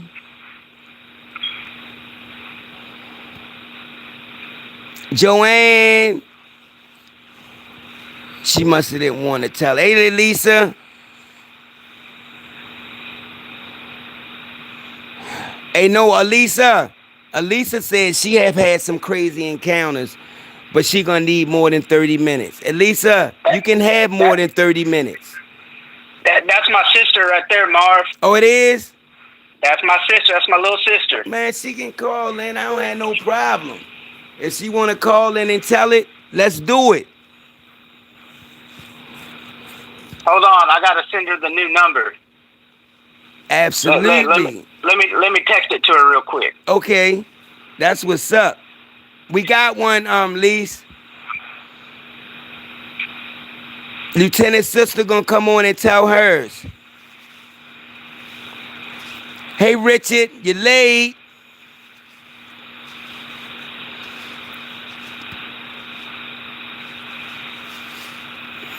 All right, I just sent it to her. I told her to call. Yeah. Yeah. I'm gonna try to see if I can get y'all just on a three-way. If this thing'll let me. That should go right there too. Hold on. Hello? Hey, Marvin. Hey, how you doing? I'm trying to see how I can all right, I'm gonna merge you on your brother. Hold on. Lieutenant. Wait a minute. Lieutenant. Wait a minute. Hold on. Hello? Hello? Yeah. Okay, I'm trying to merge. Y'all. Wait a minute. I ain't gonna beta merge. This thing ain't working. Hello? Hello? Okay, yeah. I got him on hold. I'm gonna let you. Is you ready? I'm ready. Okay. All right, y'all. This lieutenant sister, she gonna get on, introduce herself, tell us where she from, and you can tell us a little bit about did you believe in whatever you're gonna talk to us about, and if so, when did you start believing in it? So without further ado, I'm gonna pass the mic over to you. All right, thank you, Marvin. My name's Alyssa. I'm Lieutenant's sister. I'm his younger sister. I started having encounters at a very young age, along with my brother. Again, we grew up in the same household. We grew up in the same house. We never moved around. The house my parents bought was the same house we lived in for years and years and years, childhood home. When I was younger, my brother would tell me about certain things he would see at night, and he would have to come talk to me about it because, our parents being that they were, my dad worked shift work, mom worked 8 to 5 jobs, so basically me and my brother growing up. And he would tell me things, and I'm like, man, I've never seen nothing. Well, right about the age of 12 is when I had my first encounter. And it was in the house. And it was more of a paranormal type of encounter. The same thing my brother would tell me he would see. I saw a glimpse of it. Now, I would come to my brother and be like, man, I think I had an encounter or an experience. It's crazy, There were times where I'd ask my brother, hey, man, scoot over, let me sleep in the same bed because I'm pretty scared right now. And, later on, fast forward, we move out, me and my brother, we have our own families. Well, my parents, obviously they went their separate ways, and that house was still there. And my dad asked me, hey, you want to move into the house? I don't want to sell it, this and that. And by then I was married, had 2 kids. And I was like, yeah, I love that home, had great memories in that home. So I moved into the house. Already grown, everything, family. And about 6 months in, I noticed strange things started happening. And I called my mom, and I told my mom, I'm like, am I going crazy? I'm seeing, I'm hearing strange things. I'm seeing strange things. And she just told me, just be careful, because it likes to attach itself to the men in the family or in the household. And I'm thinking, what does she mean by that? My mom's just like, just be careful. And I'm like, all right. So I'm still there. And a few months later, I'm laying in bed, and all of a sudden, I look over, and it's pitch black dark, and I see this shadow figure in the doorway of the master bedroom. And the way the bed's set up is the headboard is right next to the doorway. So if I look over, I can see my husband laying right next to me, and I can see the doorway. And I'm shaking my husband, and I'm like, babe, wake up. Someone's in the house, or I can see something. What is that? He's not moving. As I get up to go around the bed, because we had a big bed, I had to walk around the bed to get to the other side, turn on the light switch.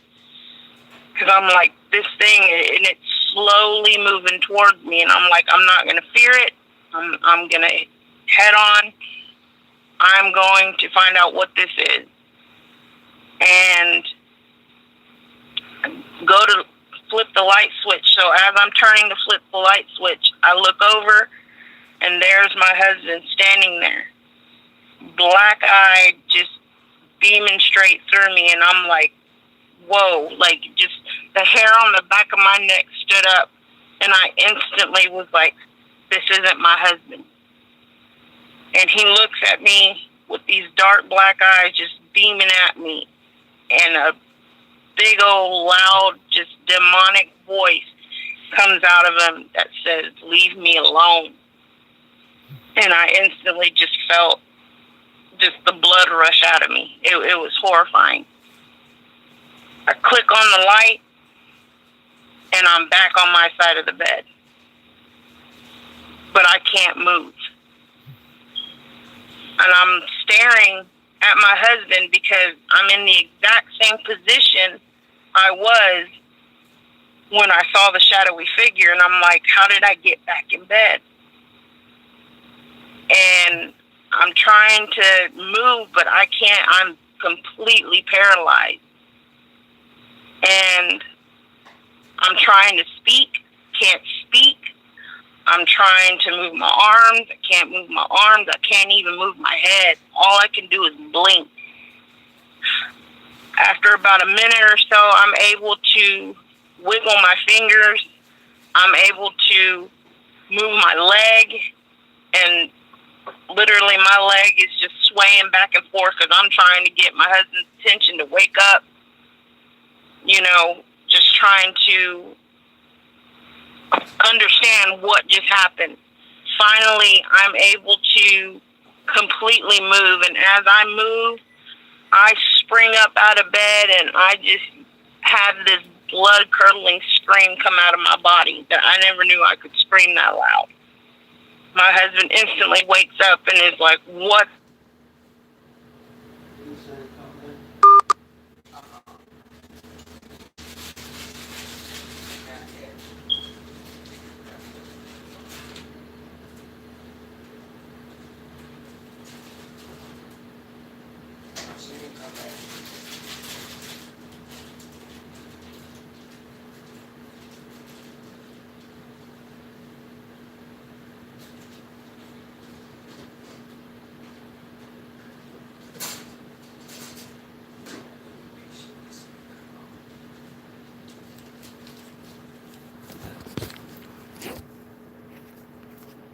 Sorry about that, y'all. It cut off. Hello? Hello? You back? I'm back. Okay. Sorry about that, y'all. She back. You can go ahead and pick up. All right.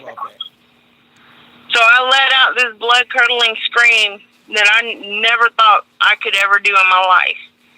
My husband wakes up, and he asked me, what's wrong, and I'm just in tears, just shaking.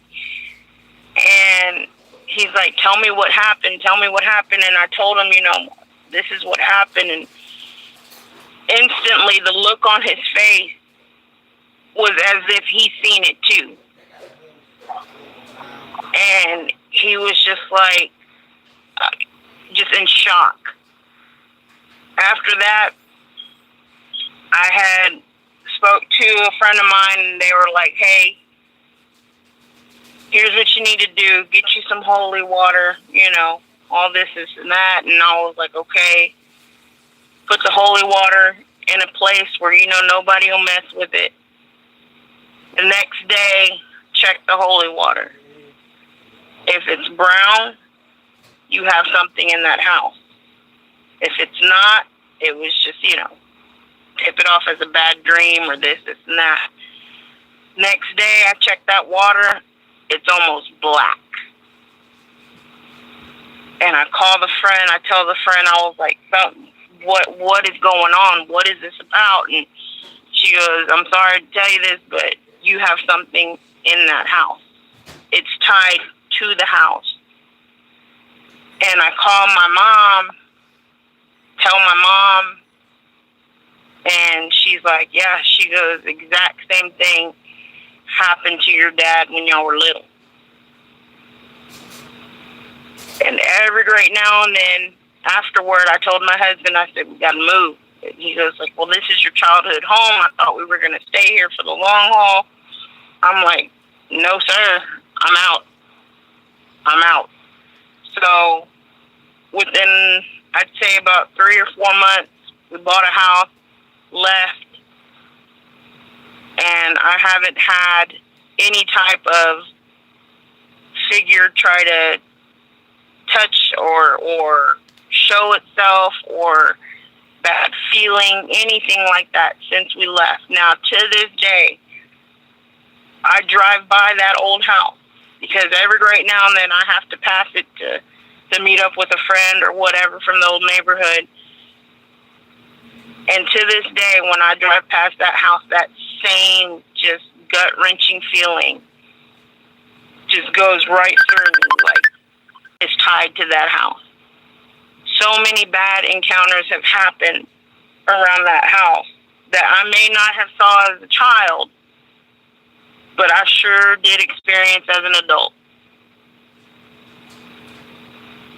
So that's one of my most scariest paranormal encounters that I've ever had. And when I tell you that, still to this day, it just, even talking about it now, just it makes the hair on the back of my neck stand up.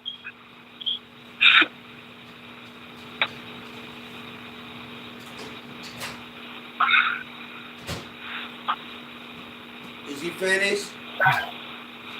You finished? Yes, sir. Okay, anybody wanna can you see in the chat? You can see what people texting, right? I don't think so. Can you, I'm in my car. oh, okay, but anybody got any questions that they wanna ask?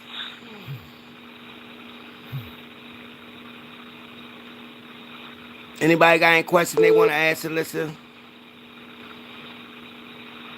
Cause I thought you could see some of the questions that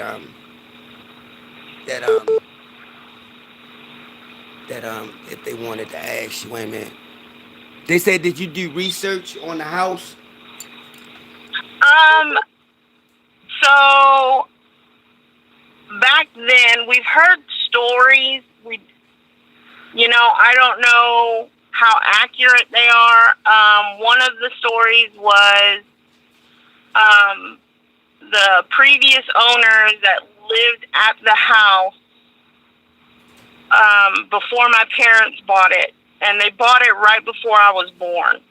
My brother was already alive. He was already a little toddler, but they said the person that lived in that house beforehand practiced a thing in the Hispanic culture called Santa Muerte, which is kind of like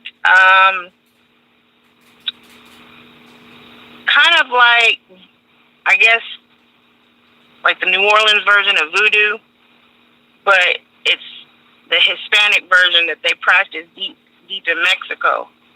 Is from what I heard, and I also know that when my parents first moved into that house, they found bones in the backyard from where he would do his rituals. So they feel like maybe certain entities or things like that were still there even after that man had passed and left and stayed in that house because of the things he was practicing. Wow. Okay, let me see if anybody else. Let me go back and see if anybody else say something. They said, have you or your husband ever felt a vibration in your forehead or teeth when you experienced that? And that came from Black John. No, but I will say this. When we lived there, my husband would have these fits of belching, and when he would belch, this god-awful smell would come out of him, to the point where he would have to miss work because it would make him so sick. And it would come out of nowhere. Not that he ate something bad or anything like that. Literally, he would have to wake up in the middle of the night, almost like he was choking in the middle of and it would only happen in the middle of the night. He would wake up and he'd belch, and it was a god-awful smell, like rotten meat. Wow. And he would belch and belch and belch, and he'd be up all night, and he'd almost in tears because he's like, it hurts so bad. And he even went to see a doctor about it, and they're just like, we could probably do an upper GI or everything looks good, but we don't understand where this is coming from. But it would only happen ever so often, but it would only happen at night. And then the next day, he would be fine. That's crazy and weird. And to this day, like now that we live in our new home, he has not done it since. Wow. It just instantly stopped. That's crazy. So that is one thing we never experienced vibration. Right. But that right there, that is one thing I can say I felt was tied into it. Right. So you used to have sleep paralysis? Yes. How often? I would have sleep. It was probably about 5 or 6 times the whole time I lived there. I lived there almost 2 years. Oh, okay. That's what they wanted to know. Wait a minute. I'm trying to see if it's any more.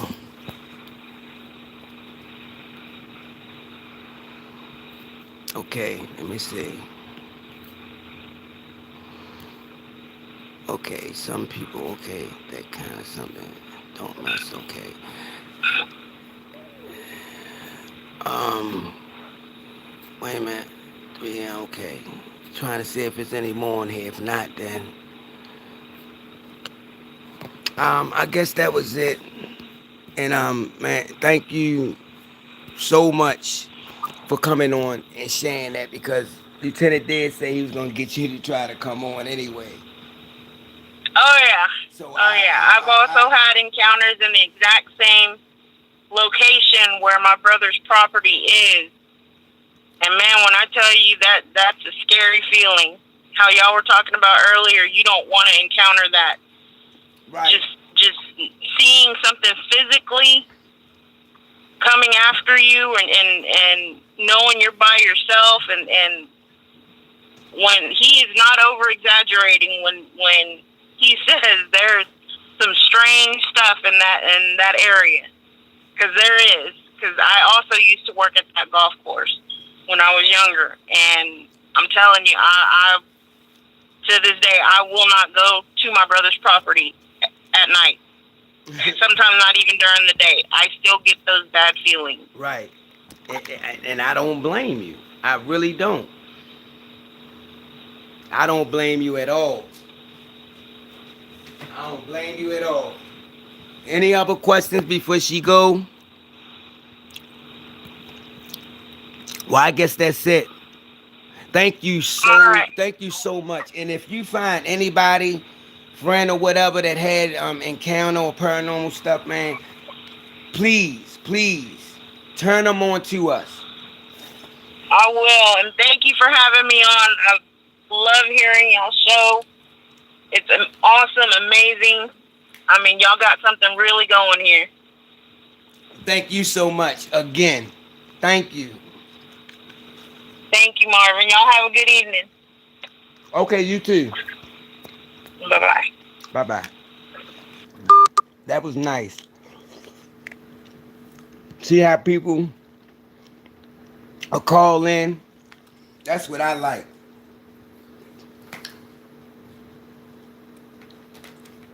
All right, Lisa, what you want to do?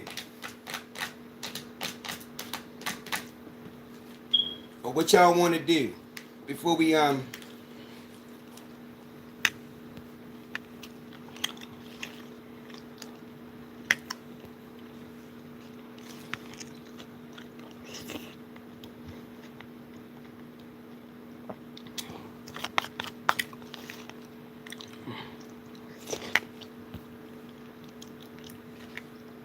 right, what we gonna do now? Let me know. I'm waiting.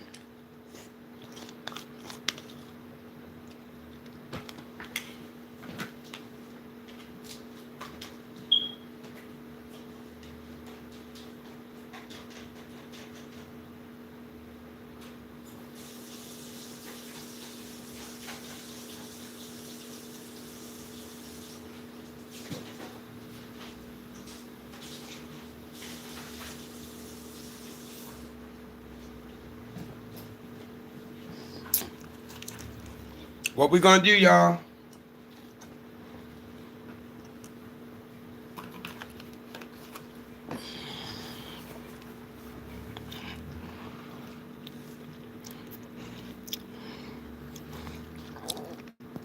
Joanne, we wanted you to tell us your encounter.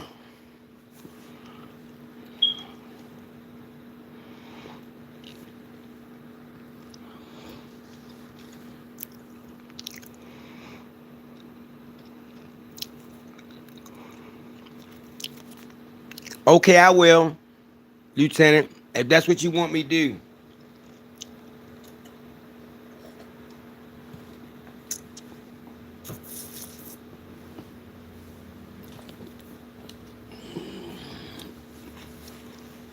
I'll definitely do that. Hey, trucker.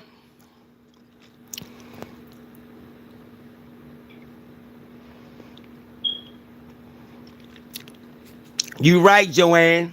The Semlish lady from the UK. That's her.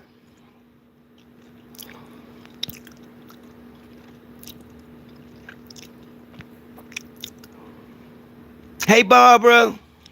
You made it.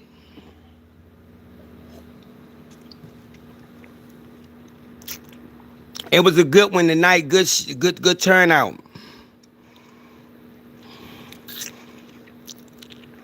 All right. What y'all want to do for the last 10 or 15 minutes? Y'all got to let me know.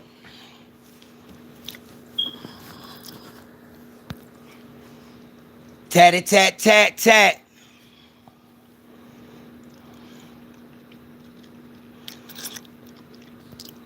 Let me know. I'm waiting.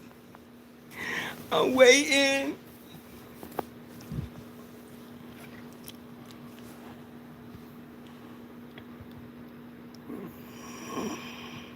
Oh, it's gone. I'm back. I'm sorry.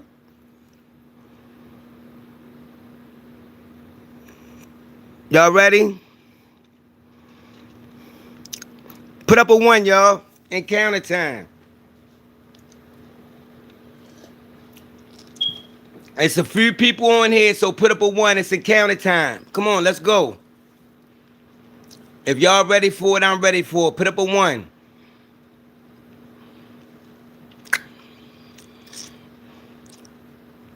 That's right, y'all. Put up a 1.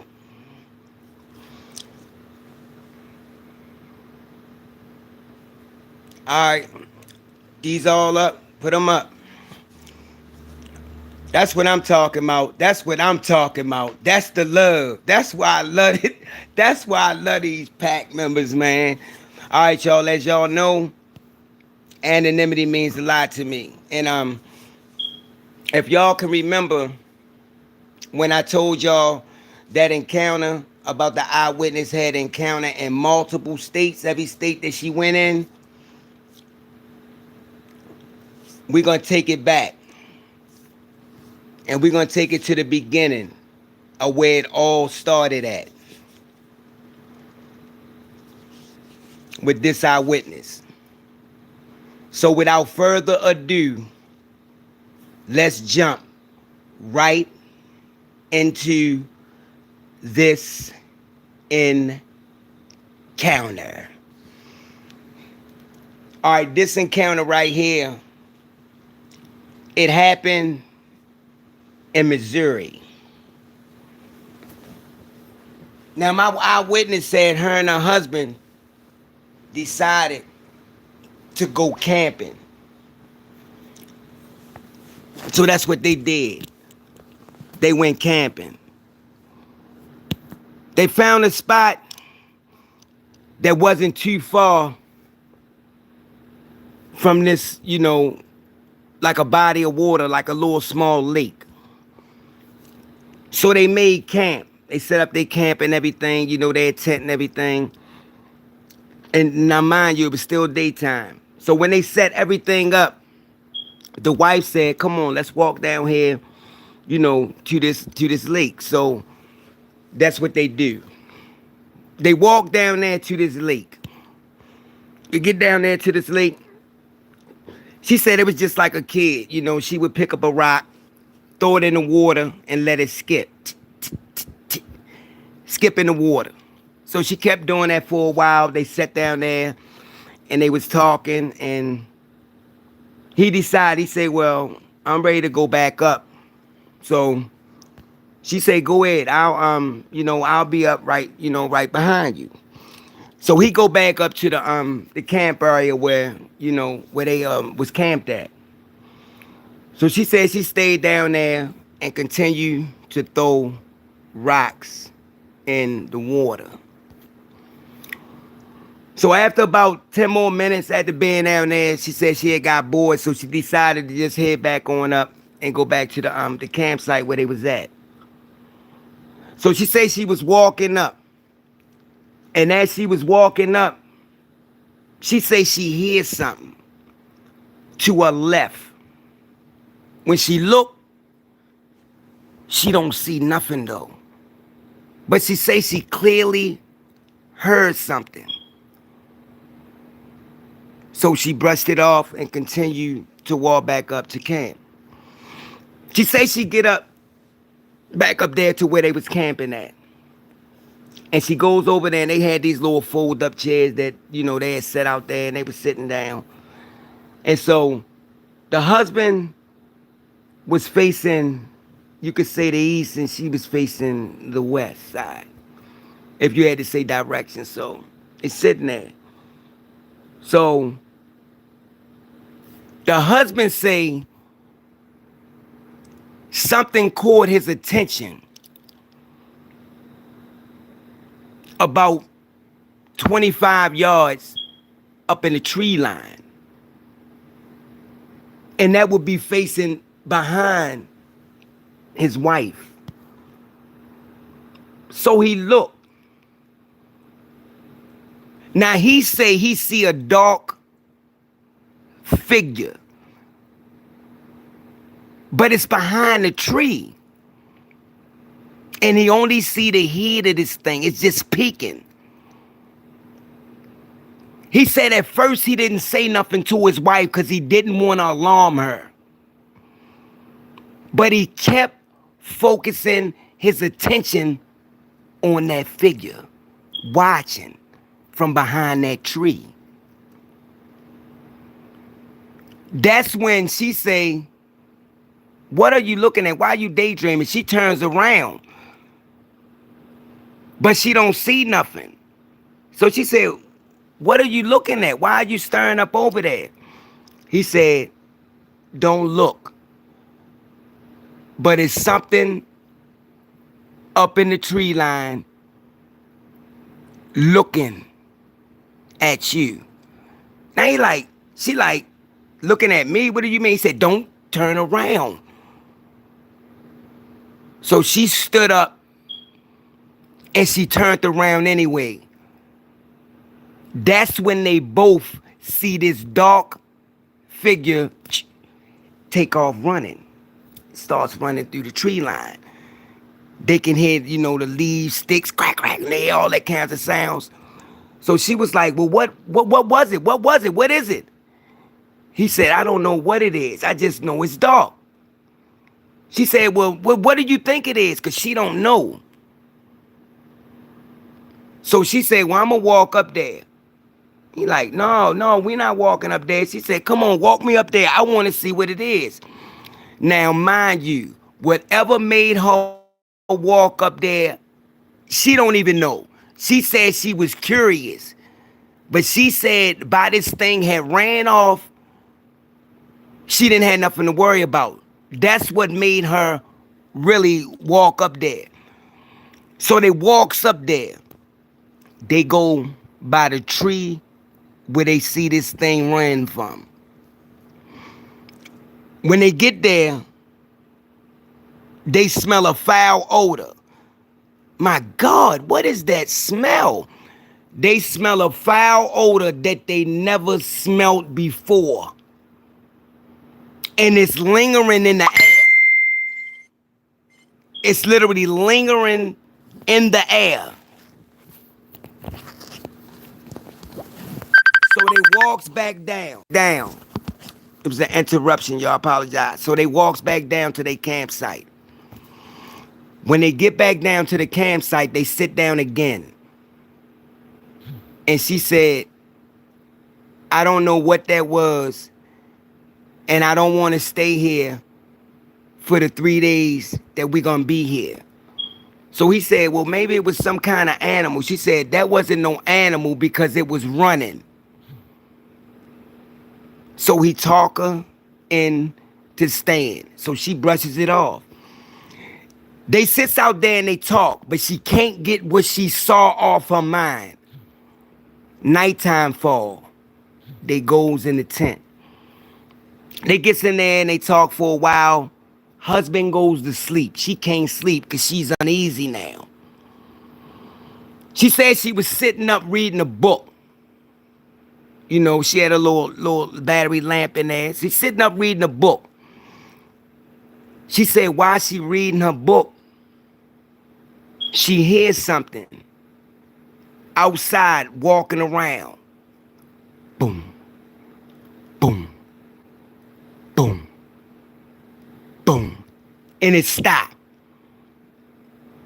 But she don't know what it is. But she know it's something walking outside they tent.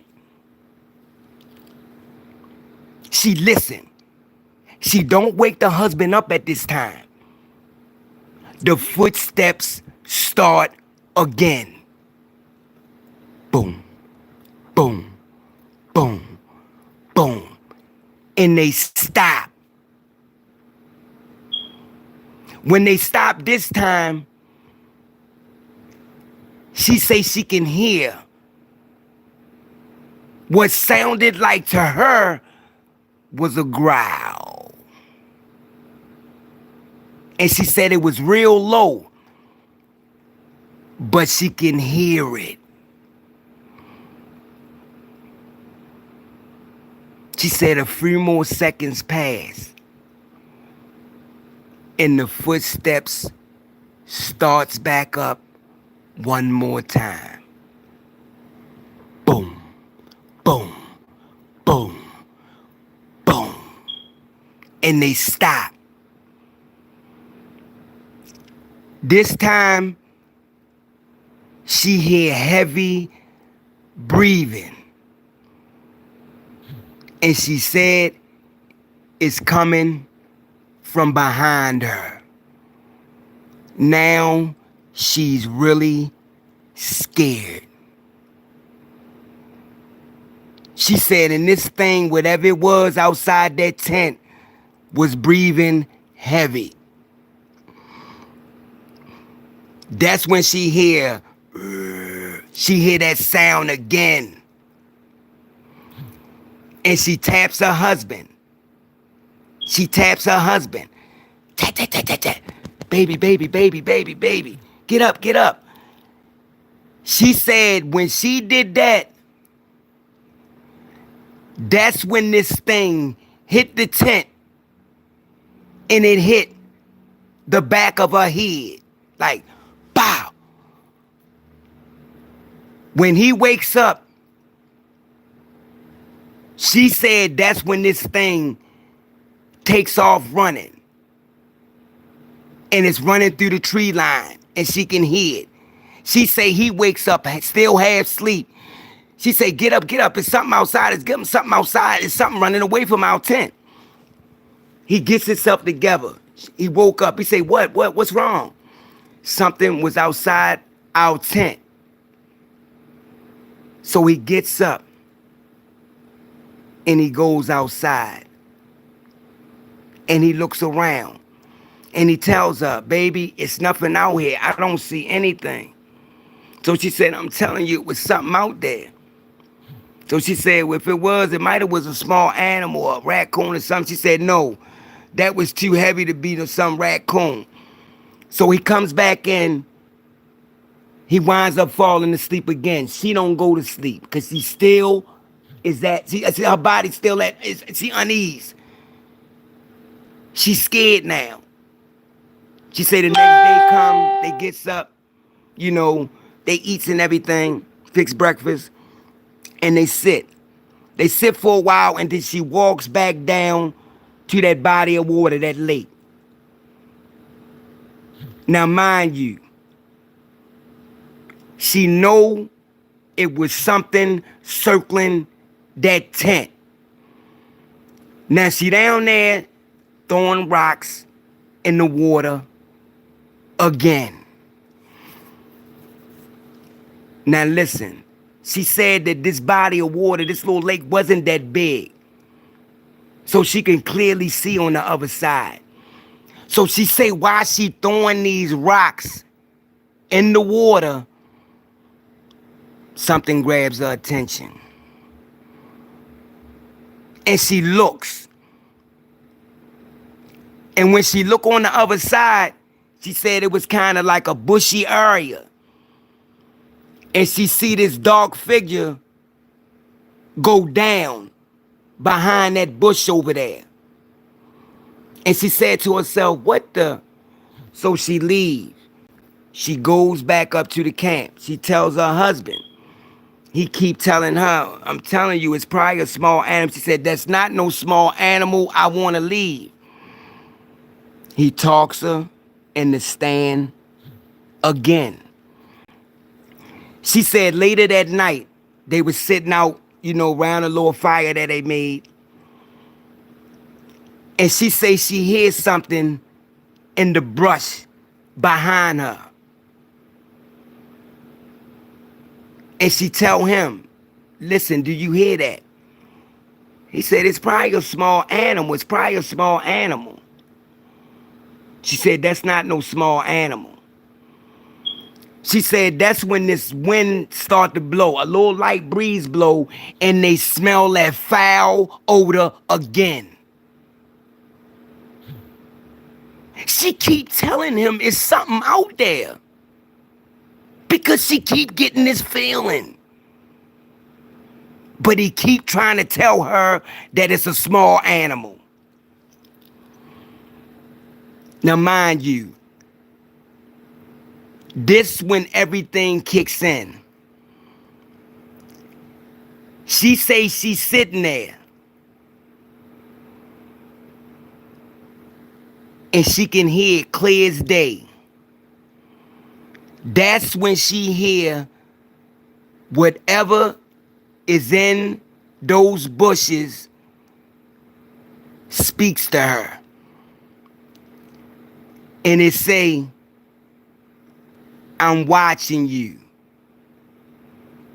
You can't run. I will find you. She say this thing is speaking to her like her husband would if he was to be talking. Now she know this thing is evil. So she say, look, I'm ready to go to bed. I'm ready to go to bed. Don't even tell her husband. They goes in. He goes to sleep again. She still can't go to sleep because she's uneasy. She hear the footsteps again. Boom, boom, boom. And they stop. This time she wakes her husband up. He gets up. And when he wakes up, rub his eyes, get himself together, she said, now listen. That's when they both could hear something growling outside their tent.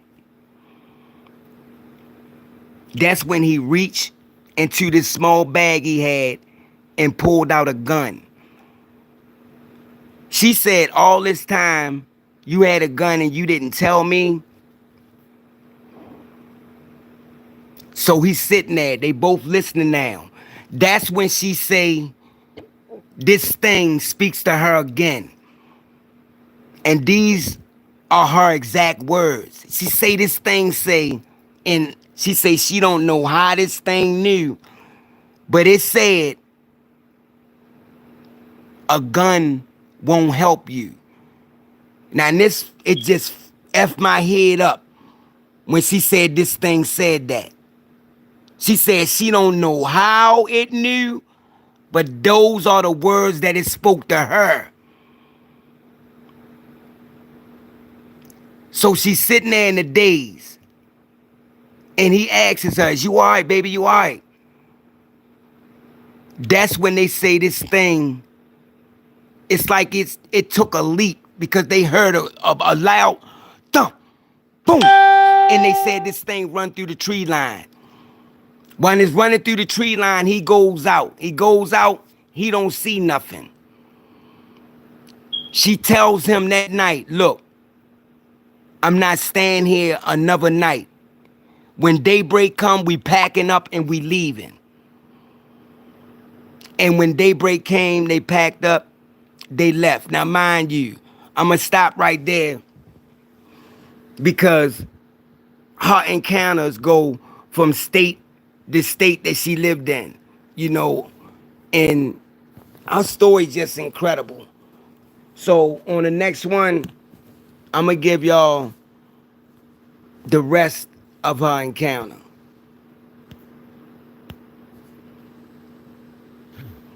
But it's creepy though. It is. It's real creepy though, cause it's like, how do something, how do something follow you from state to state, or do they follow you, or do they communicate with another creature in another state?